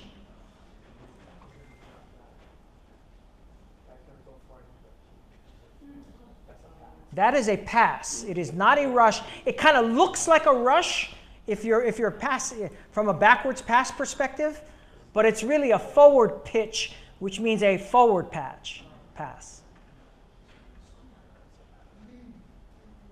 Does everybody understand? Yeah. Okay. Don brings up a good point. Don't forget that the quarterback has to be behind the line of scrimmage, like any pass, and then he can pitch it forward, and that's a pass. Okay? Any questions on that? Okay? Again, I said that, same with rushing, any laterals beyond the line of scrimmage, credit all players with yard gains or loss. But again, 1 reception can be credited. Okay, here's another quiz here. From the 50-yard line, Adams' pass is completed to Alika, Team B's 30-yard line. He advances it to the 26, laterals it to Allen, who catches the ball at the 28 and scores a touchdown. So, similar to your rushing play, what yards is quarterback Adams credited for? Alika and Allen gets how many yards? And who gets the reception? So let's start with Adams. How many yards does he get? Quarterback Adams, how many yards passing does he get? 50 yards, right? From the 50 to the end zone, right? Okay. Now, Alika and Allen. Alika is the first person to catch. So it's better yet. Let's work with Allen since he was the one that scored the touchdown. How many yards does Allen get? 28. He catches the ball at the 28 and scores for the touchdown. So the play is 50 yards. Allen gets 28. How many yards does Alika get? 22 yards. Who gets the reception? Anybody says Allen? No, it's Alika. Yes. Alika gets one reception for 22 yards. Allen gets no receptions for 28 yards and a touchdown. Yep. So on your stat sheet, pass, Adams, to the receiver, in this case Alika. Then you put Allen's name from the 28 to 0, touchdown. So you do know that Allen was 28, the play was 50, Alika gets 22. So on your individual stat sheet, it'll be one pass attempted for 50 yards, credit a touchdown, credit Alika, one catch, 22 yards. Credit Allen, no catch, but add 28 yards. And it's probably a first down pass. Don't forget that as well. It's a first down pass.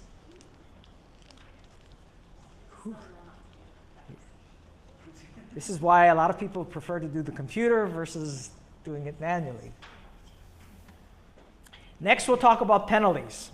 Penalties is going to be one of the very big keys because on some situations, you're going to have players credited with yards. Sometimes players will be credited with no yards on a given play. But as you can see, penalties go from 0 yards, there is such a thing as a 0-yard penalty, all the way to 15-yard penalties. And you might have some penalties that are somewhere in between or more than 15 yards. These are called spot foul penalties. And we'll go over some of them. And then you also have half the distance to the goal penalties, which will mean if the ball is on the 8-yard line and you're penalized to the 4, it's a 4-yard penalty, so it doesn't nicely fit in any one of these areas here. There are 3 different types of penalties, which we will go over: previous spot, spot foul, and a dead ball foul. Previous spot means officials will march the penalty from the previous spot and repeat it down. What example did we see on the video earlier? Delay a game. Remember, we saw it in part 2, right?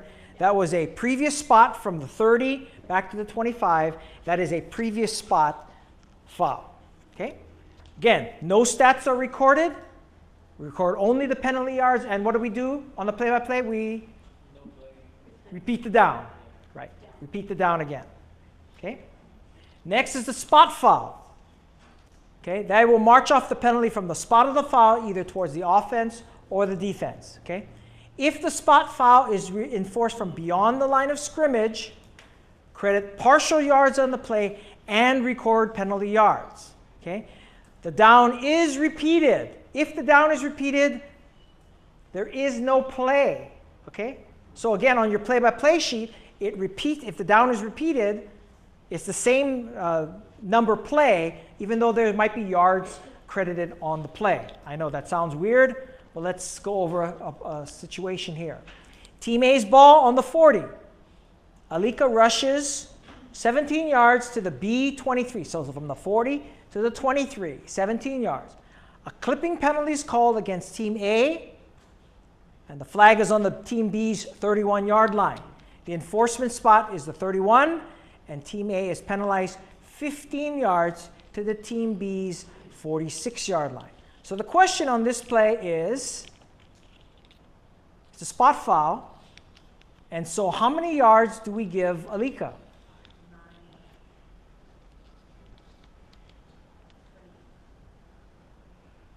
And why are we giving Alika 9?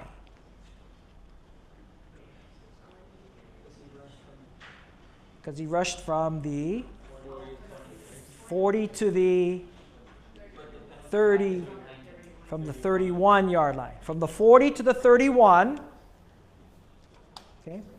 Because the enforcement spot is on the 31-yard line.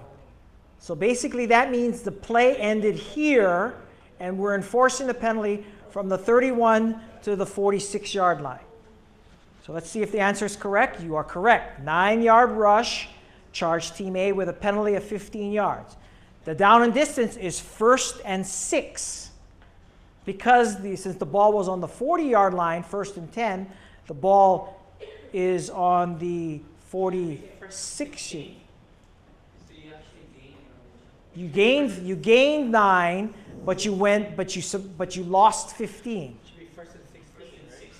First and 16, that's correct. Should be 16. That's correct. So it's 1st and 16 from the 46-yard line. Wait, so if it's a repeated down, does the running back get a rush for that? He gets a rush for 9 yards on this play. Even though the down is repeated. That is correct. Wait, I don't understand why it would be 1st and 16. Because the ball, 1st and 10 on the 40, so the ball needs to go to the 30 for a first down. So if the ball is on the 46, he needs to go 16 yards for a first down. He gained 9 yards, but the loss, but 15. So the total net yards lost on the play is 6. So it's 1st and 16 on that play. Yes, Nick. I bet it would be helpful if you had a grid thing. Did you know which slide you're on? True. I will show you a spot foul in a second here. Number 2. Okay. Team A's ball on the 40-yard line. Adam rushes for 5 to the 45. A chop block penalty is called against Team A on the 34-yard line. Okay, so behind the line of scrimmage. The enforcement spot is the 34, and the Team A is penalized 15 yards to Team A's 19-yard line. So the question here is, Adam, how many yards does Adam get? Minus 6. Some people said nothing.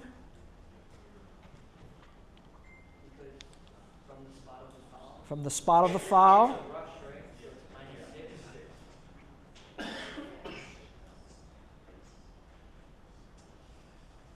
Okay. On negative plays where the ball is behind, the enforcement side is behind the line of scrimmage, you don't want to give the rusher negative yards on the play. Okay? So he doesn't get any, so he gets no rush, so he doesn't get any rush on the play. So basically this is all penalty yards. So you're going to charge a 21-yard penalty to Team A. The most common thing you will see in high school is holding. You're going to see a lot of holding plays behind the line of scrimmage. And so on that play, even though the player gains positive yards, if the penalty is enforced at the line of scrimmage or behind the line of scrimmage, it becomes no play and it's all penalty yards. So in this case, it'll be 1st and 31. 1st and 31 at the 19-yard line. Okay? Okay. To answer your question, Nick, we're going to see a play visually so you can see how that works. Yes, question. Was that the last spot foul? Yes, example. Yes. We're going to see a spot foul right here, though. Is it one of those two? Yes. Okay, so I have a question about that. So he gains yards, but the amount of the penalty is larger than the amount of yards he gained. So if he ran 3 yards, but then the penalty... It depends where the ball is, the foul is enforced from. If the penalty is enforced behind where the guy runs, then he gets no rush. Unless he gains, let's say, 5 yards and the penalty is 1 yard behind, he will get 4 yards. He will get 4 yards because if the penalty is 1 yard behind, you give him 4 instead of 5, and then you mark off the penalty. Okay. So if the penalty is for positive yards, you will give him the rush. Okay. Okay. So let's look at this play here. It's 1st and 10 on the B 45-yard line. Okay. So again, as statisticians, you want to spot the ball. Okay. Ball's on the 45.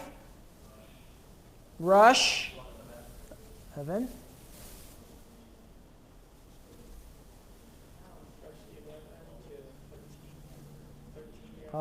14 or 13 yard line.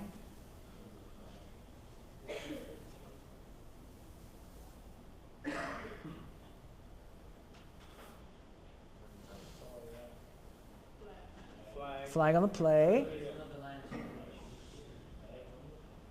Okay, so again, the key is look for the flag because this is the enforcement spot that you're going to be marking the ball to.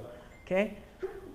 So again, what the referee is doing is he's asking for the defensive team do they want to accept the penalty.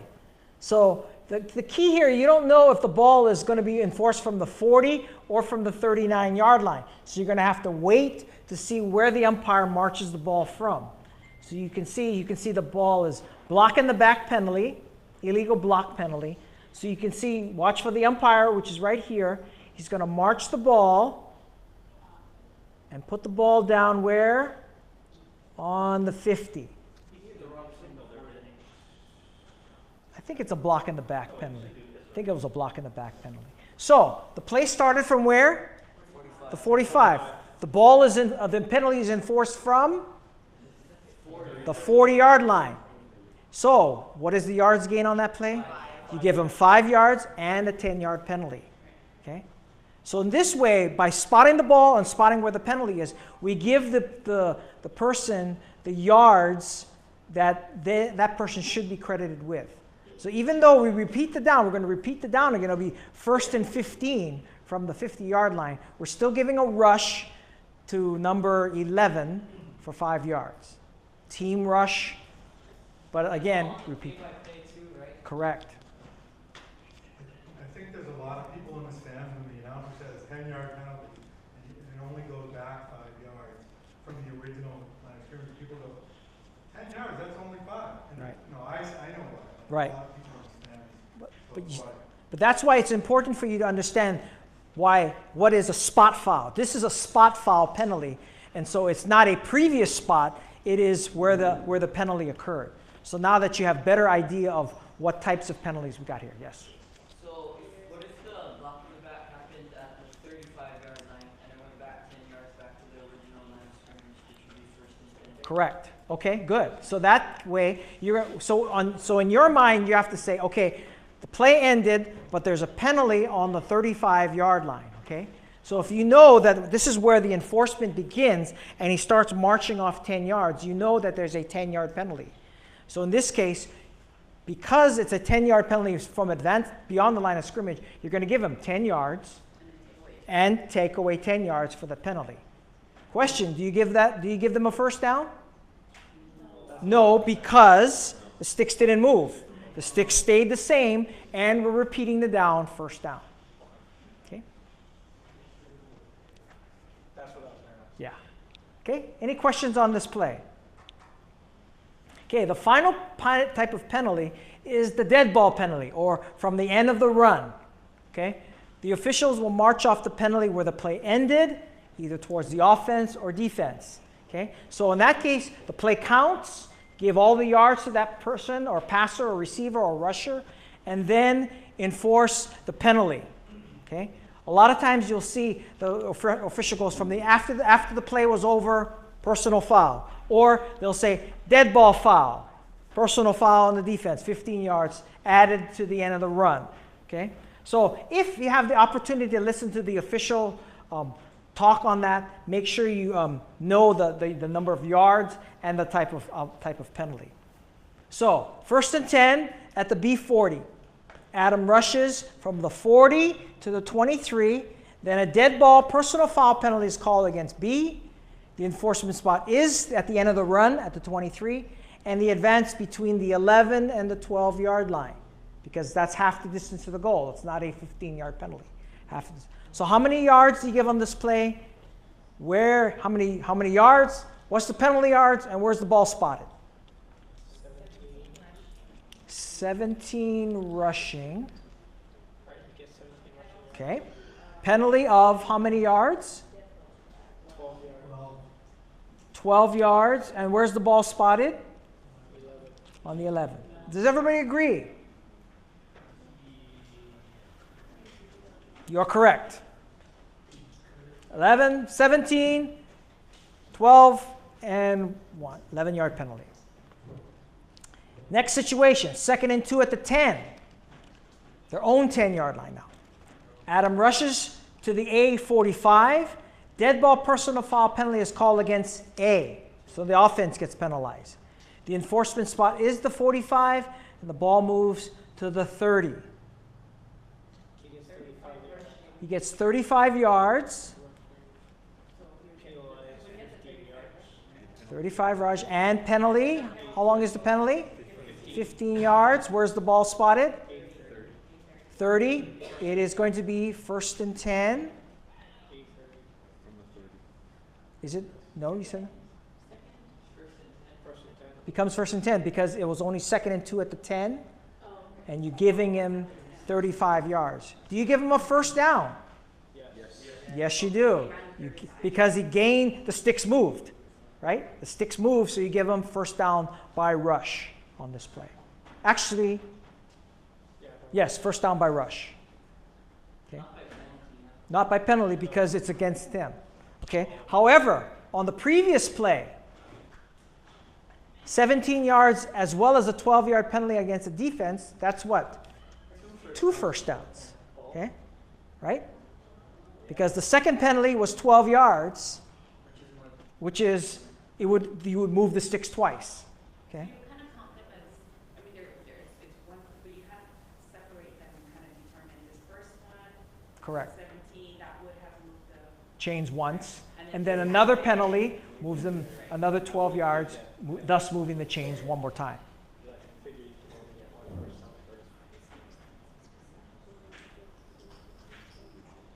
Okay, punts. We're almost done here. Punts. Punts are measured from the line of scrimmage. One of the things a lot of statisticians get confused of is the punter is standing on the 10-yard line. The line of scrimmage is on the 25-yard line. They punt the ball. They measure from where the punter is standing from. No, it always starts from the line of scrimmage in terms of how long the punt is. Okay? To where the ball is down or a ball goes out of bounds. So, 4th down, team A's ball on the 50. Adam punts to Brown, who receives the ball at the 15 and retreats back to the 5. So, and where he's tackled. How many yards? What's the punting yards here? 35-yard line, and punt return of?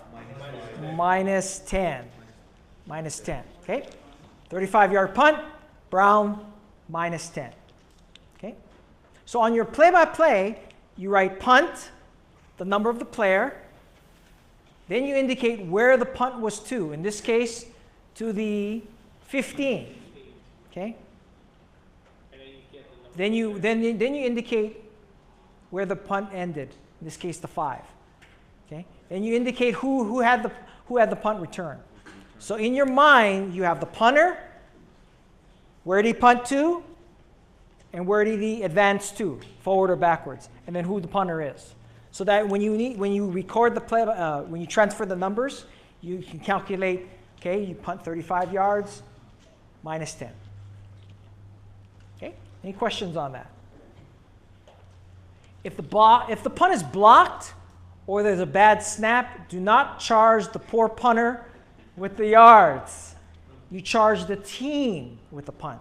And the reason why we do that is because, especially when it comes to recruiting, NCAA, and things like that, the punt stats represents the punts that were not helped by blocks and then things like that. So you can truly indicate how far this punter punted the ball. Because if you add a couple of zeros in there, that's going to wreck his or her average.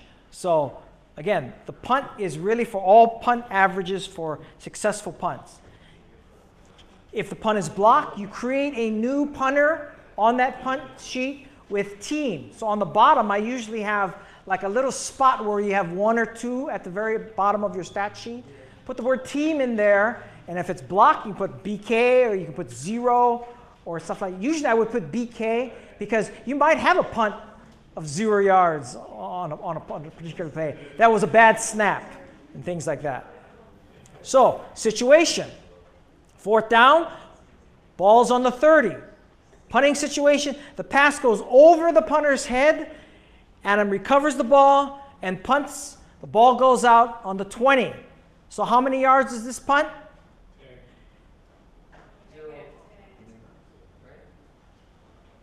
Punts. Minus 10. Who gets the punt? The team gets the punt. So do not charge Adams with a punt. Charge Team A with a team punt of minus 10 yards. Any questions on that? If there is a defensive return on a block punt, it is a punt return. Okay? So on 4th down, Team A's ball on the 30. Adams' punt is blocked and is recovered by Brown on the 50-yard line and returns for a touchdown. So in this case, the ball is partially blocked. It's advanced 20 yards to the 50. Somebody returns the ball for a touchdown. What do we got here?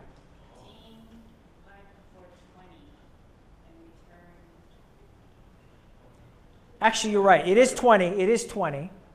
Charge Brown with a punt return of 50 yards. So it is a team punt. Because it's blocked, you don't want to charge the team with, you don't charge the individual, but you charge the team punt. Even though it's a partial punt that goes 20 yards, it still belongs to the team.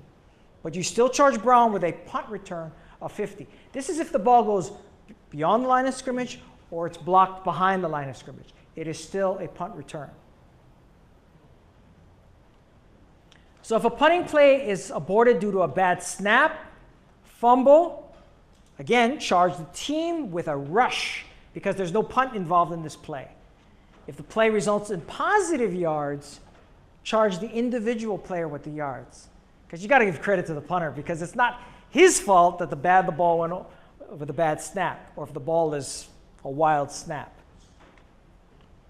4th down, team ball on the 30. Punting situation, the pass goes over Adam's head. Adam recovers the ball. Ball is downed at the 10-yard line. So in this case, Team A, team rush of minus 20. Same situation, Adams rushes positive to the A32. Charge Adams with a rush of 2 yards. Okay?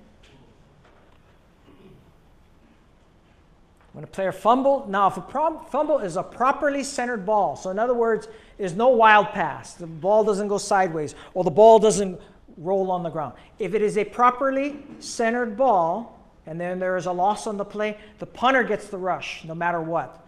So if the ball is like right in his hands, drops it, plus or minus yards, you're going to charge the punter with plus or minus yards, and of course you charge Team A with a fumble. Team A's ball on its 5, back to punt, fumbles, he gets the properly centered ball, fumbles, falls on the ball in the end zone for a safety. Okay? So in this case, the team does not get a rush. Adams gets the rush of minus 5 yards, and then we have a fumble, and we have a safety. Okay? Okay?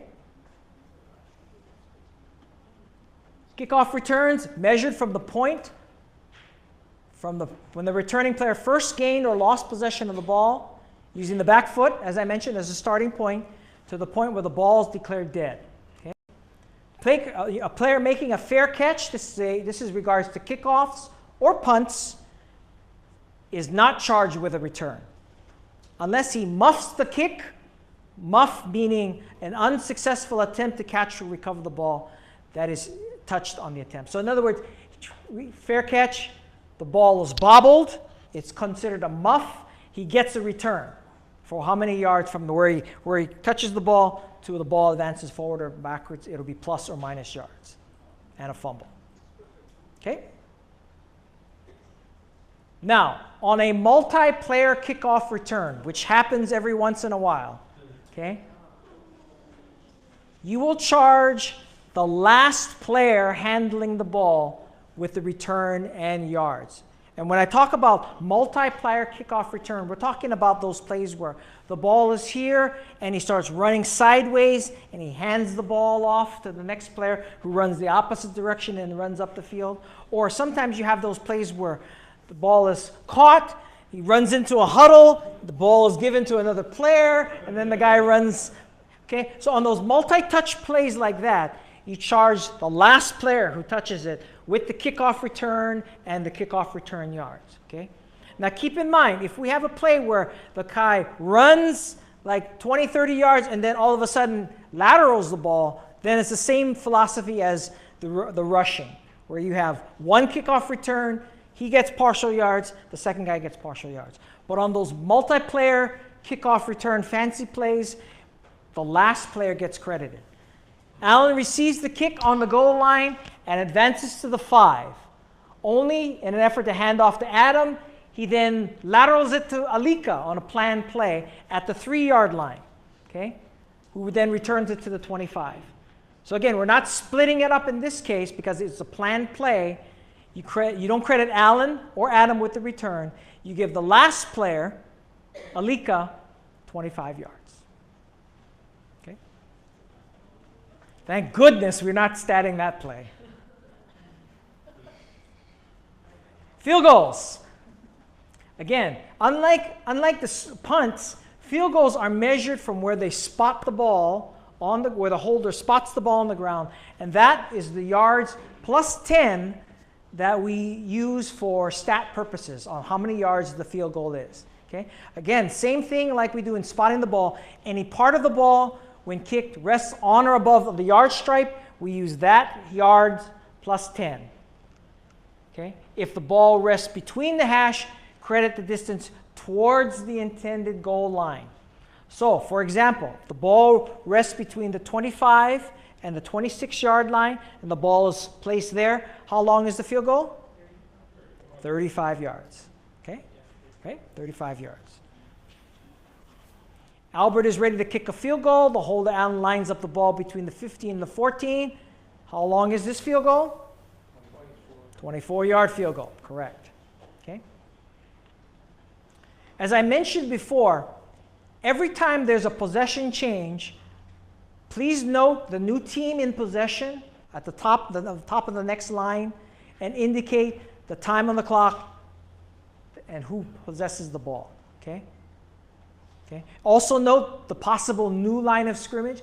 A lot of times the scrimmage is the same, but again, it may be different for Team B versus Team A. Okay? So that's on every possession change. Okay? So after every field goal, we have a kickoff, new team takes possession, new team, and the time on the clock. Okay? There's a turnover, new team, time on the clock. Okay? That's what you're going to use to calculate possession time. Team A had the ball from 15 minutes to 14:20. Team B then has the ball from 14:20 to the next possession. Okay? That's how you calculate possession time. Okay? Now I've talked about a lot of things. Okay? Okay? All of this interpretations and things are mentioned in this manual. It's the NCAA publishes it. Both the NFHS as well as the NCAA publishes a statistician's manual. The problem with the NFHS is that they have not revised their manual in 20 years. So as a result, we use the NCAA's manual. They update it every year right around the time of the football season starts. So they have every year's manual located online. I recommend you download this manual. It's about 20 or so pages, maybe a little bit more, print front and back. It has all of the basic things that I've talked about: spotting the ball, penalties, unusual plays, fumbles, sacks, and things like that. Okay? When you download your PowerPoint presentation, the stat manual is located at this address. Okay? And the football worksheets that you received, as well as the play-by-play and this PowerPoint presentation, will be on the HHSAA site. It is located here. So just type this in there. I would suggest you type this down, because how would you know where to download the site until you actually download it? So take a moment, download this one here, or the bit.ly site here. It'll take you to the HHSAA page, which talks about this scoring, this workshop, and it'll have all the links.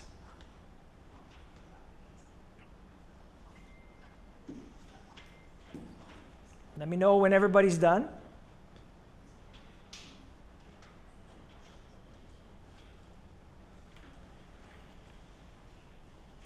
Guess what? It's been 2 hours and 20 minutes since we started. So time flew by really quickly. I know I've given you a lot of information.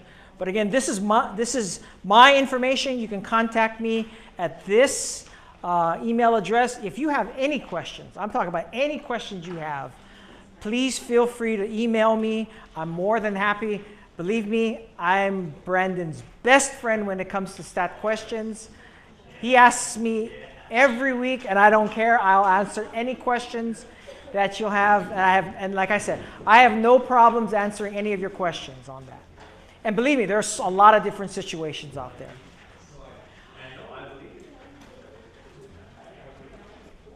First of all, I just want to thank everyone for coming out here. We got a lot of experience from newbies to veterans, so thank you everybody for coming out to support this. Even for those of you who came from all over the island, thank you for coming to be here. This is just a survey.